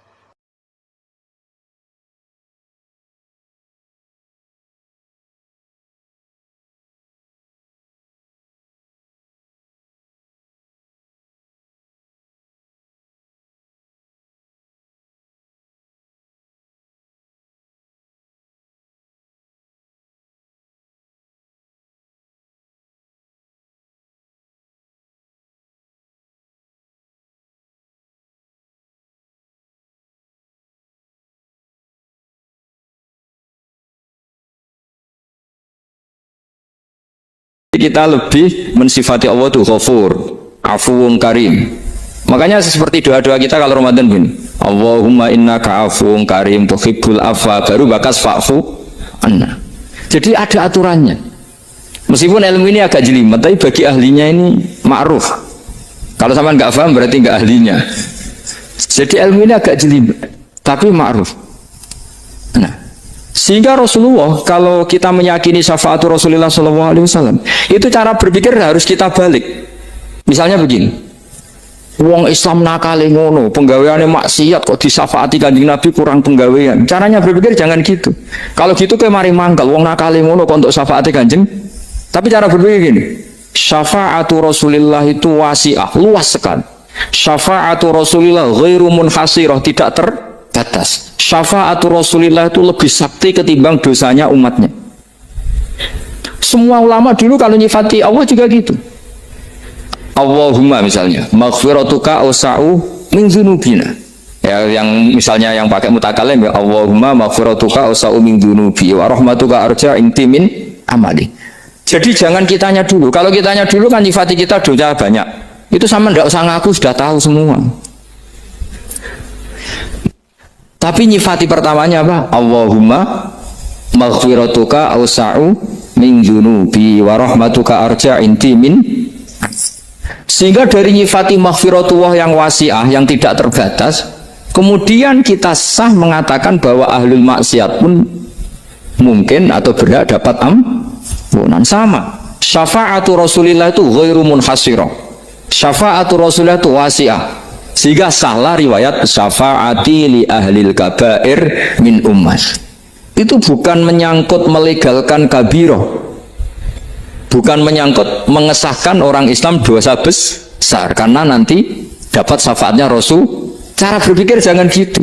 Nanti kamu mentasjek, memberanikan orang melakukan maksiat berdasar iktimat syafaati Rasulid. Itu jangan gitu cara berpikir, dibalik apa? Syafa'atu Rasulullah awsa'u wa awsa'. Sangat lu. Sehingga saking luasnya sampai yang tukang maksiat saja kebagian. Sama rahmatnya Allah Ta'ala itu wasi'ah. Rizkinya Allah ya wasik, sampai wong nganggur ya iso mangan ngono biasa. Nah begitu juga rahmati Allah Taala itu wasiah, sampai wong sing sumpek utange akeh ya iso guyu ngono. Lah, iya.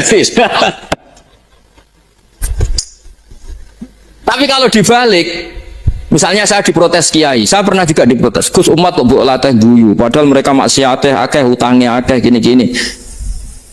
Karena kamu menyifati orangnya. Kalau menyifati orang ini sampean guyu haram. Hutang jatuh tempo, sampean gak mikir dosa ndak? Dosa. Jadi kiai muridnya goblok kok kiai ini kurang tahajud, ya dosa. Jadi kiai kok muridnya goblok tenang wae. Sementing untuk sowanan, gua amatir ya gitu.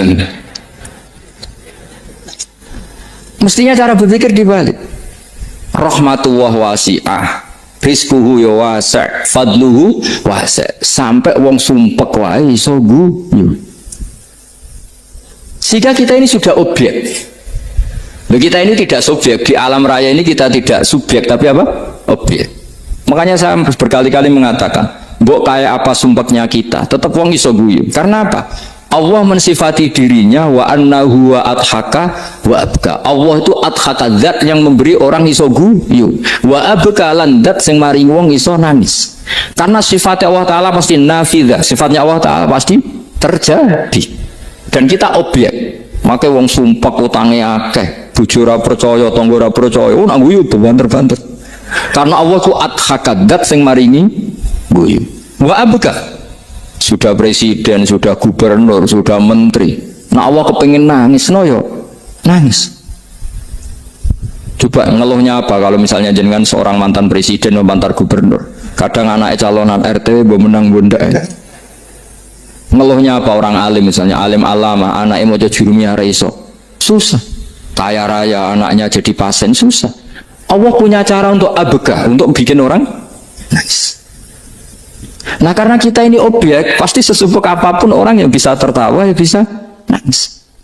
Makanya banyak ulama yang nggak terlalu serius mikir agama ini, bukan karena dablek, enggak, karena Allah mensifati dirinya Al-Hadi, yang memberi petunjuk.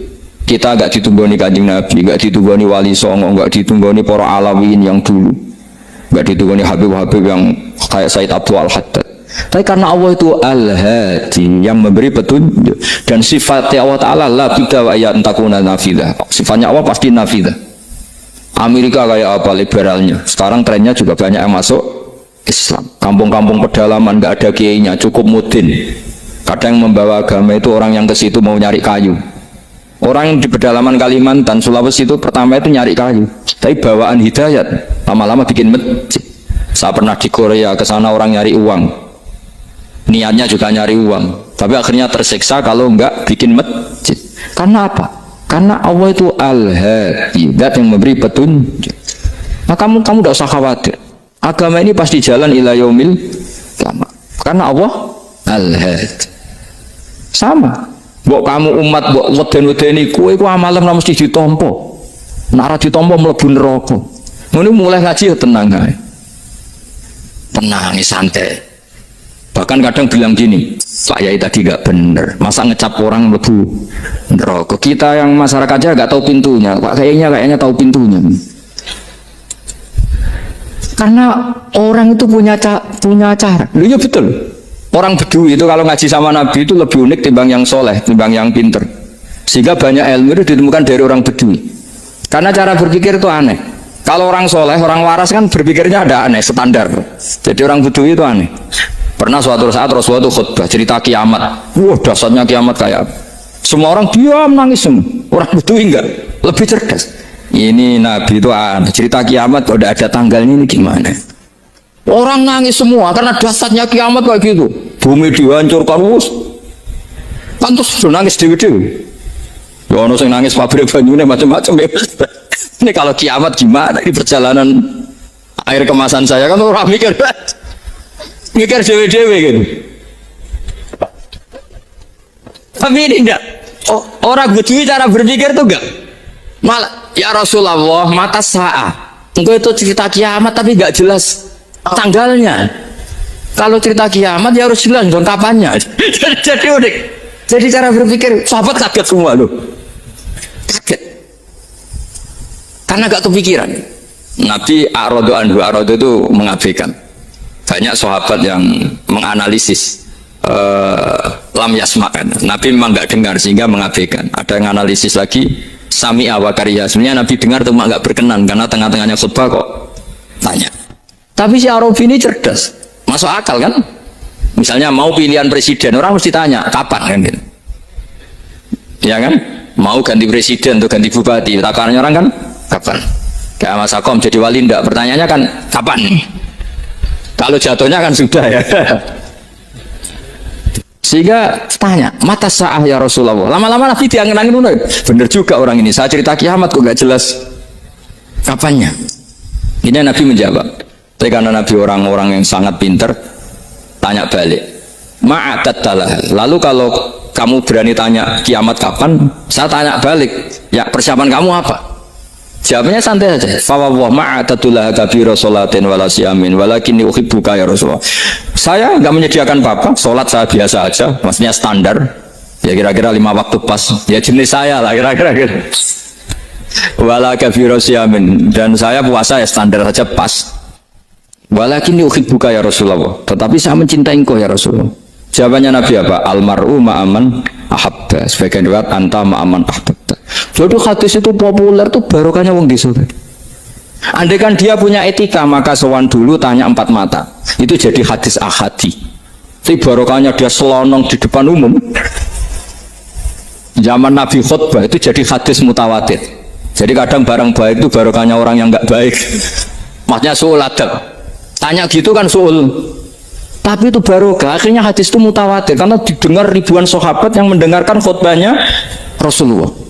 Tapi kalau hadis itu satu-satu kan khassani bidzalika Rasulullah, khassani bidzalika Rasul, itu nanti jadi hadis ahadi yang kualitasnya jauh di bawah hadis mutawatir. Jadi barokahnya orang sholat tapi ada karena Allah yang mendesain ini. Akhirnya kata sahabat, kata Anas bin Malik, mereka itu mangkelnya bukan main sama Arabi tadi karena tanya nggak sopan sama Rasulullah. Tapi setelah Nabi jawab almar'u ma'aman habba fama farihu bisyai'in farahum bidzalika badal. Mereka tidak pernah senang dengan hadisnya Nabi sesenang riwayat almar'u ma'aman habba. Barokahnya Arabi. Makanya saya sebagai kiai ini Bedui saya tak pertahankan ila yaumil qiyamah. Karena umat ini pernah terbarokai oleh orang apa? Bedui. Subal barokai sholat tadi. Jadi mohon ini supaya majelis ini kan majlisul ilmi Rasulullah, coba terlatihlah mengatakan Allah itu subjek, Allah itu al-fa'ilul mukhtar, Allah itu al-fa'ilul mukhtar, Allah itu yang menentukan alam ini. Dan Allah mensifati dirinya wa annahu wa adhaka wa abka. Allah itu zat yang memberi orang itu bisa tertawa. Dan Allah juga yang memberikan orang itu bisa menangis. Mau kayak apa kamu neror umat, wah amal nggak mesti diterima gini-gini. Ternyata ning majelis nangis sih, mulai ya guyu. Sebab guyu-guyu ini ngenyak tenang nih. Daripada apa ya agak-agak merodok orang yang dohirnya beda dengan batinnya, nggak perlu distatuskan seperti itu. Ya sudah biasa saja. Jadi, nah. Fi muqaddimihim, imam besar dalam manhaj ini namanya Abul Hasan apa? Asyadili. Abul Hasan Asyadili itu kalau ada orang tanya gini, Beb saya ini susah, sholat saya tidak mesti diterima Allah gini-gini, marah. Nggak usah. Kafa bika jazaan an radiyaka laka ahlan. Sudah kamu ditakdir pernah sujud itu sudah keren. Saya itu andaikan dapat kabar dari malaikat bahwa sholat kamu tidak diterima, saya tidak susah. Bukan karena sombong. Pernah ditakdir sholat sujud ning Allah itu keren. Kayak apa malunya kita ketemu Allah kemudian kita di bumi tidak pernah sujud. Makanya itu Abul Hasan Asyadili kau rasa mikir sholat itu ditompo taruh rasa mau mikir. Kau ditakdir tahu sujud itu hebat. Kafa bika jazaan an radiyaka laka ahla. Cukup kamu mendapat balasan dari Allah, kamu pernah ditakdir sujud. Gak perlu ngaji alim alama, segowo sawi ngalor ngidul jalalain keren. Paling gak malaikat pernah melihat kamu, gue tak kitab kudi. Gak penting paham kamu nih, karena isra bakat paham mas. Jadi Abul Hasan Asyadili adalah orang yang, dan itu Al Hasani ya, dan itu Al Hasani. Makanya macam-macam kita yang Al Husaini sudah kita punya fakih muqaddam, punya banyak. Di Al Hasani yang paling populer diantaranya adalah Abul Hasan Asyadili. Beliau itu kalau ngendikan sesuatu itu positif terus. Termasuk itu ketika ada orang resah sholat saya diterima ndak, kata beliau wis kowe sing support nak ditakdir tahu sujud. Saya itu sebetulnya kadang-kadang yang miris. Oh, sholatku tompo tora, tapi saya sangat sadili. Sangat-sangat sadili. Saya nggak pernah berdoa, ya Allah, ibadah kami jenengan terima ndak, karena takut kalau doa gitu keterusan itu terus ditompo ora ya. Akhirnya keterusan gitu. Akhirnya ngenes. Masa orang pernah sujud ngenes? Lama-lama gini setan masuk, apa artinya saya sujud ternyata nggak diterima. Lu wong kawula kok iskal tentang pernah sujud. Itu kan ibarat gini, kamu ngasih uang sama orang tua kamu, misalnya Habib Soleh ngasih uang Habib Ali, terus apa artinya tak kasih, kemudian beliau tidak terima kasih, itu kan lucu. Terima kasih tidak terima kasih, seorang anak ngasih orang tua itu keren. Makanya saya bangga dengan Habib Soleh ketika beliau mengumrohkan Habib Ali, sudah mendaftarkan haji Habib Ali. Gak usah mikir diterima apa enggak, wes keren, itu sudah perilaku yang keren, yang hebat. Makanya saya sering tuh pada orang mau cerai tanya saya, Gus saya ini cerai gak, istri saya kurang ajar gini. Gak usah. Wah bojoku lo judes. Uang di bojoku keren. Paling gak kowe ra darani jomblo.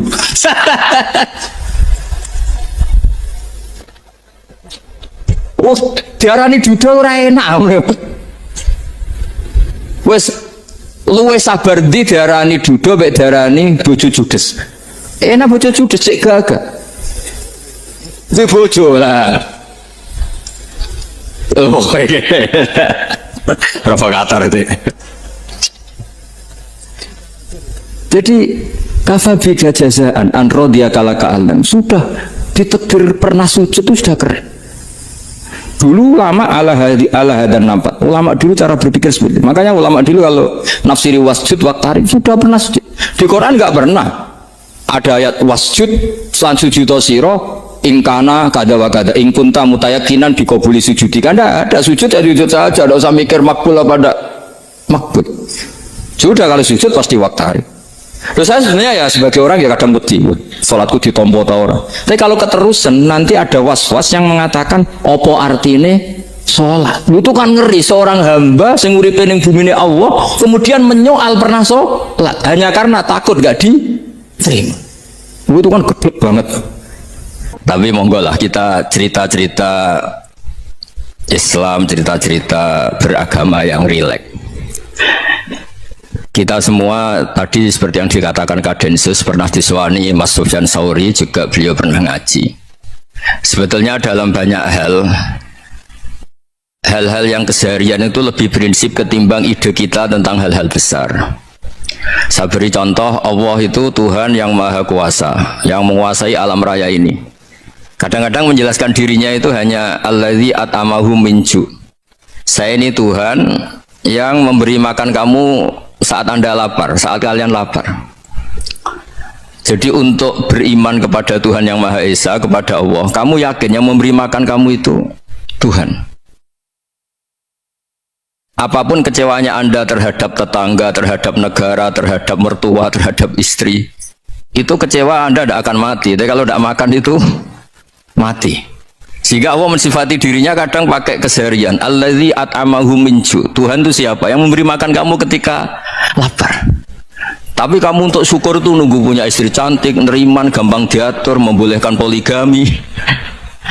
Terus 4 istri itu neriman semua, loyal semua. Itu sombong betul. Mau syukur saja kok repotnya seperti itu.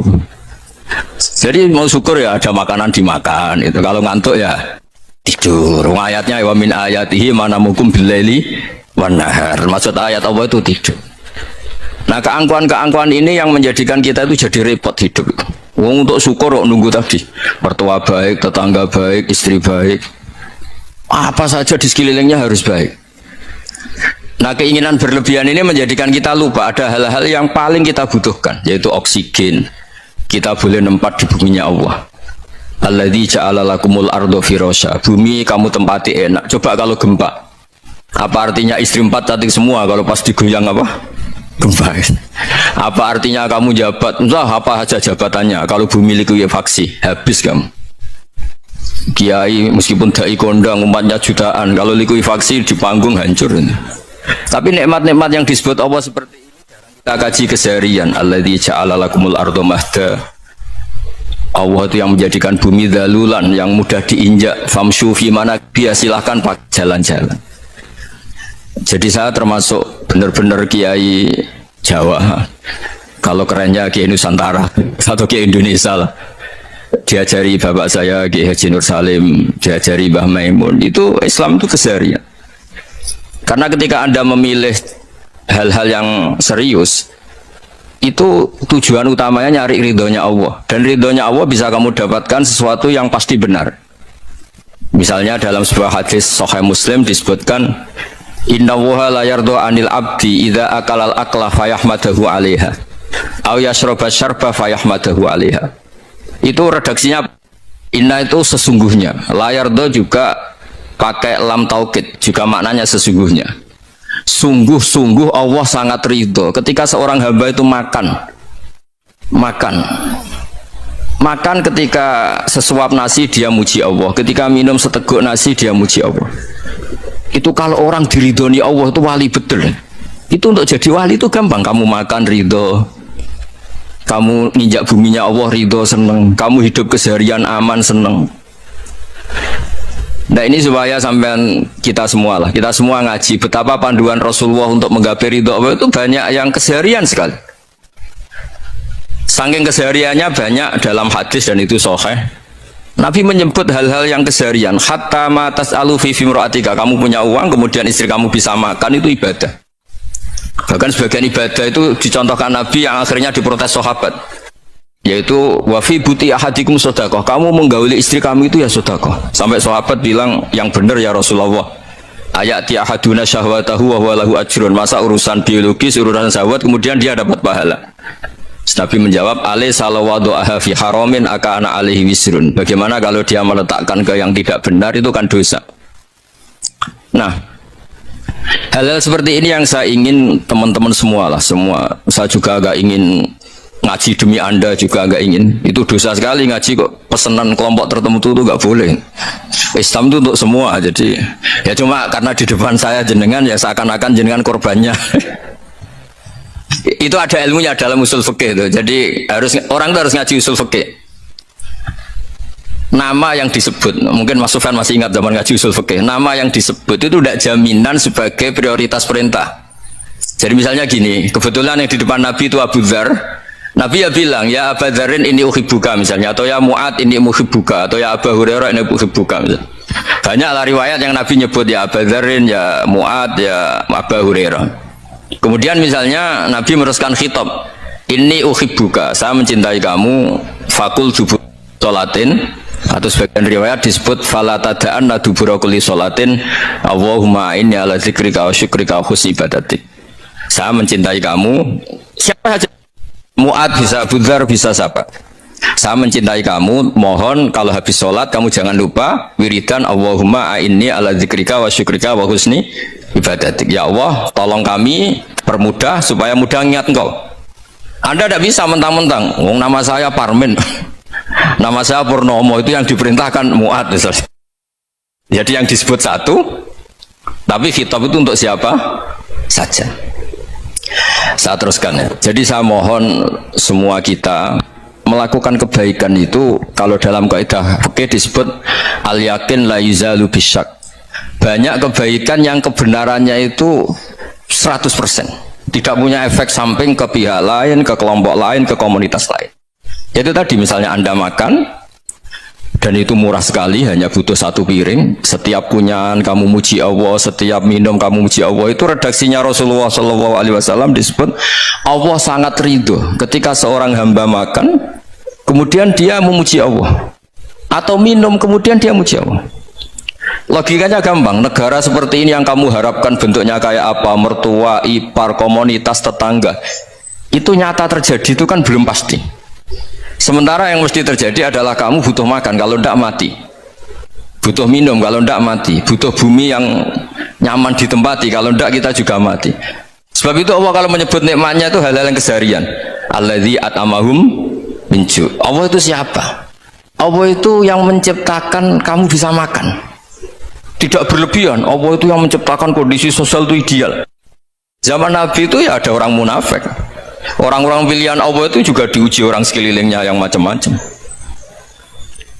Semua diuji sesuai konteks zaman dan waktu. Nah, Tapi ada ibadah-ibadah yang selalu disarankan Nabi. Sampai Nabi itu pernah ditanya, ayul Islam ya khairun ya Rasulullah, Islam terbaik itu gimana? Jawaban Nabi itu unik, itamu to'am, Islam terbaik itu ya makan-makan, santai-santai. Ketika Allah menyebut beberapa kebaikan, falak tahamal akobah, wa ma adrokan apa? Mal akobah. Terusannya apa? Fakku rokobah. Terusannya apa? Au itamun fiyaumin di masubah. Ya, atau acara makan-makan itu juga Islam. Kenapa? Ya bayangkan kalau tidak ada makanan, kita mati kan? Kondisi sosial tidak ideal tuh Anda masih gak apa-apa. Tapi kalau Anda tidak makan, Anda tidak minum, kamu punya istri cerewet masih bisa hidup, punya mertua cerewet masih bisa hidup. Tapi kalau tidak makan bisa mati. Berarti penting mana istri sama makan? Penting mana? Makan. Semoga istri Anda dengar. Nanti kamu disuruh makan tapi pulang deh. Itu kalau dibahasakan makan masih memahami. Penting mana nasi satu piring dengan istri. Nggak ada nasi mati, nggak ada istri belum mati. Penting mana? Gak berani jawab kan? Nah, ternyata Anda ada garang kan di depan istri.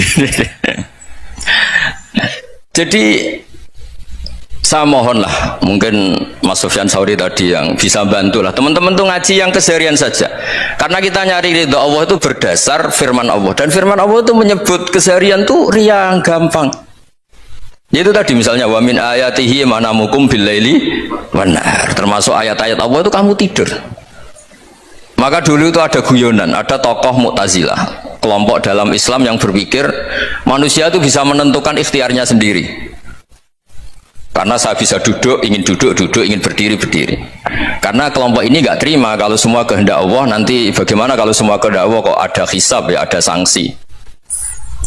Lucunya itu dia akhirnya, ini cerita ya, mencintai seorang perempuan cantik sekali.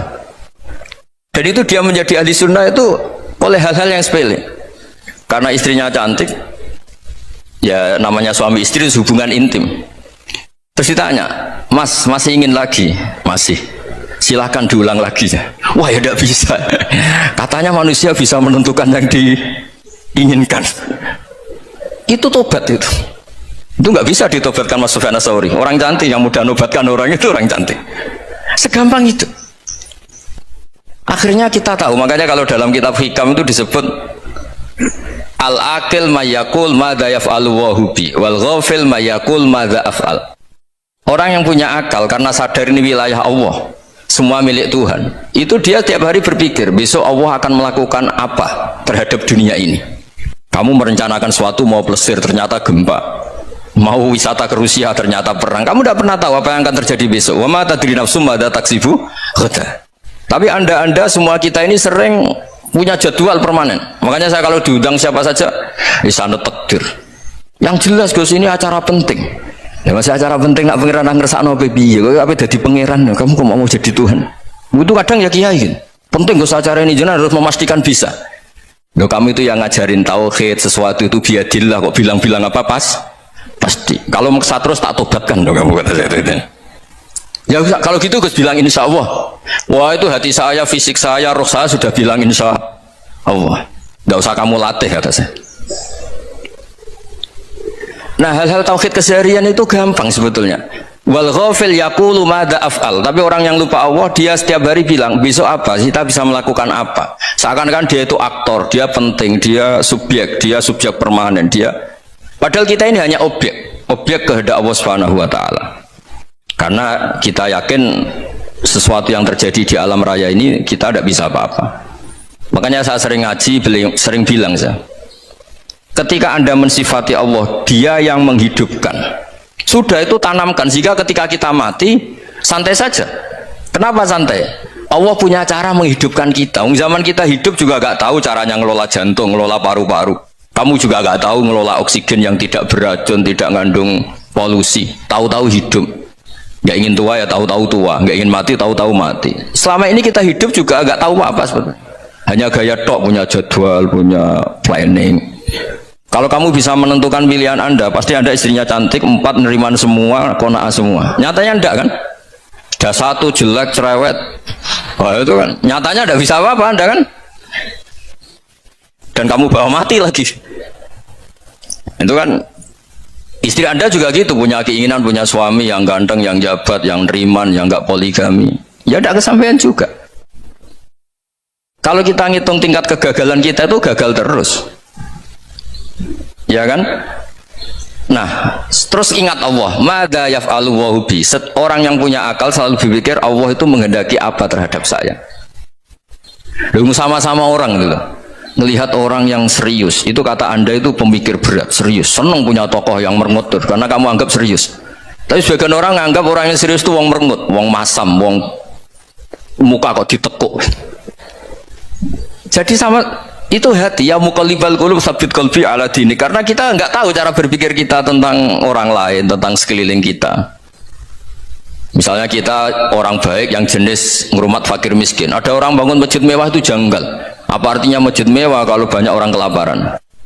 Tapi kalau yang jenis pendidikan, apa artinya masjid mewah kalau tidak bisa ngaji? Nanti yang jenis infrastruktur, apa artinya ini kalau semuanya punya sudut pandang yang berbeda-beda. Dan Islam mengapresiasi semua kebaikan.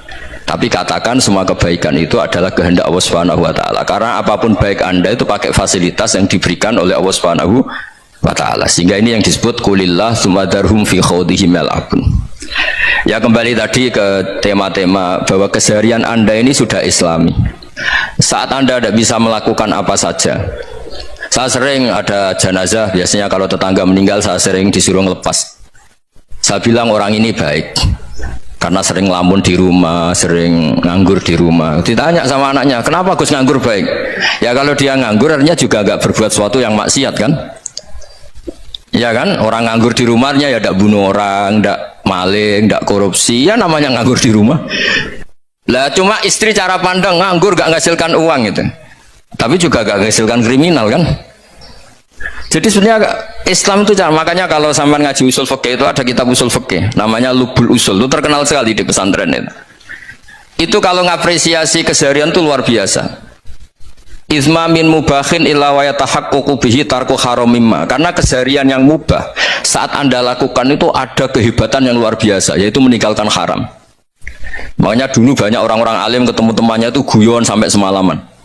Itu biasanya yang semangat Islam itu kiai kok udah tahajud, kiai kok udah witir. Orang yang sedang mapan uangnya banyak, malam itu udah kelayaban itu sudah luar biasa. Melawan nafsu supaya tidak maksiat itu sudah luar biasa, supaya lupa guyon sama temannya semalaman sampai subuh, gejlok-gejlokan ngenang zaman miskin, zaman kuliah gak jelas, zaman apa. Melihatnya jangan tarkut tahajud seperti ini, meninggalkan tahajud, tapi meninggalkannya ini talkul muharramat. Jadi kayak apa hebatnya? Sehingga Imam Ghazali punya riwayat yang agak unik. Hatta takuna ibadatu akhiri hadil ummah iku an-naum. Sehingga suatu saat ibadah terbaik umat ini itu tidur. Itu kan riwayat kontroversi. Ketika Imam Ghazali ditanya, kenapa iya?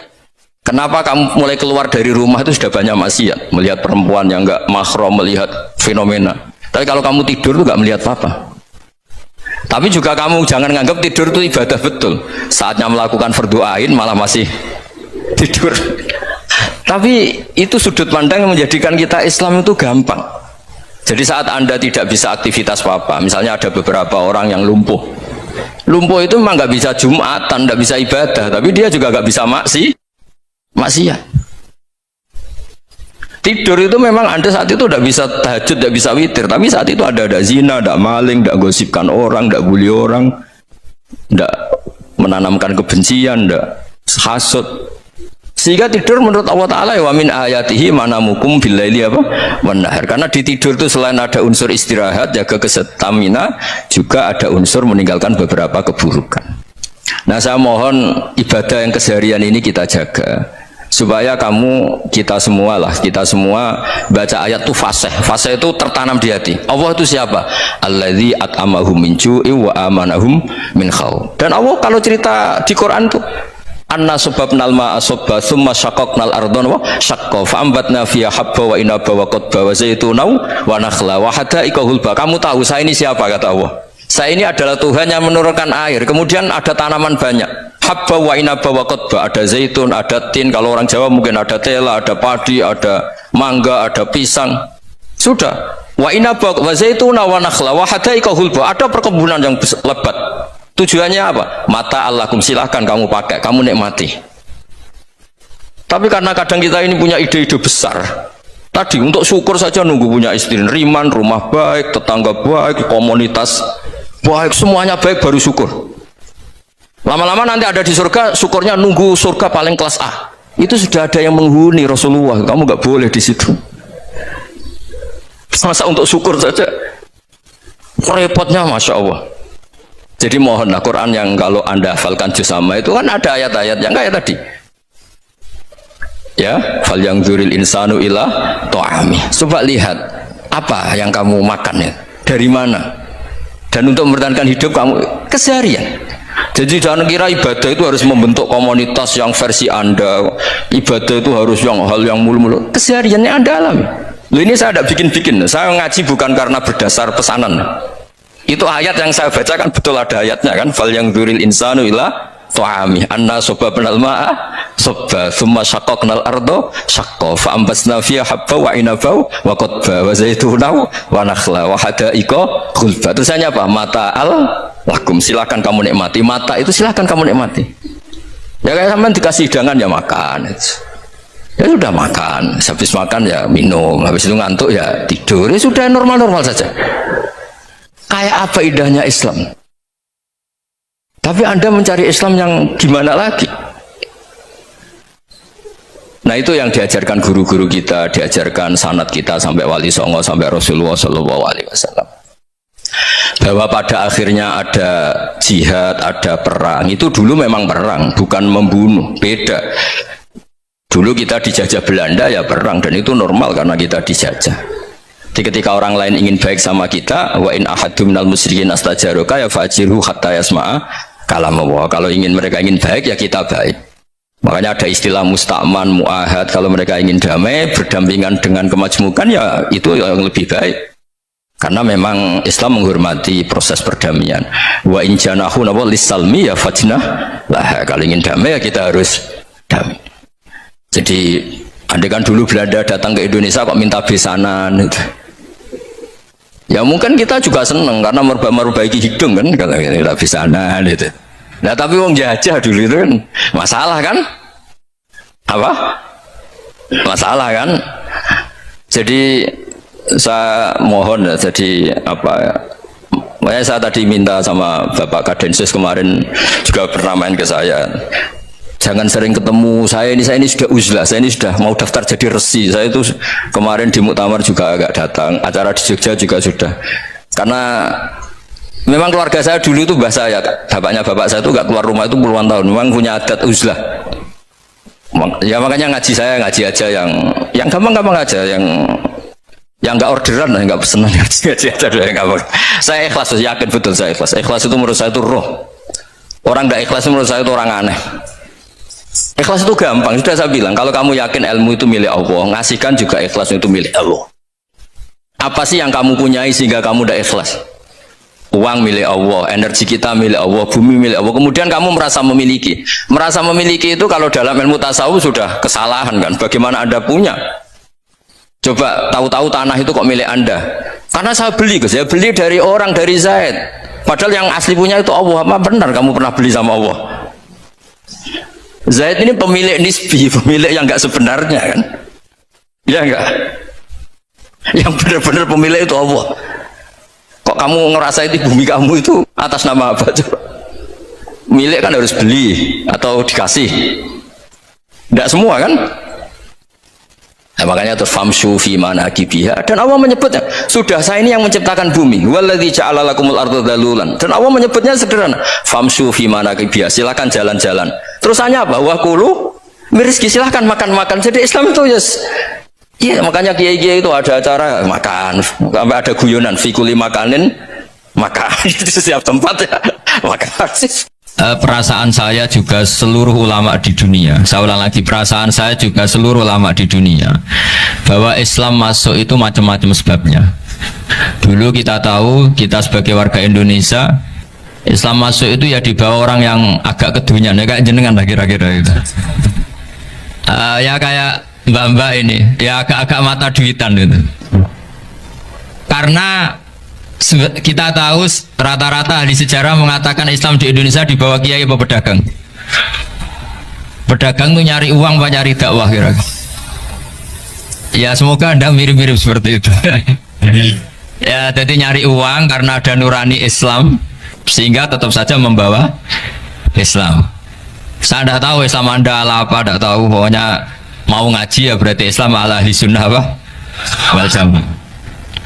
Jadi ini penting saya utarakan bahwa Islam itu agama yang mudah difahami sehingga di bawah pedagang saja ya kasil gitu. Di bawah orang yang kedonyan nggak jenengan juga kasil gitu. Di bawah orang baik ya kasil, di bawah orang broken juga kasil. Ini penting saya utarakan karena saya ngaji di mana-mana bilang ciri utama kebenaran absolut adalah kebenaran yang bahkan orang nggak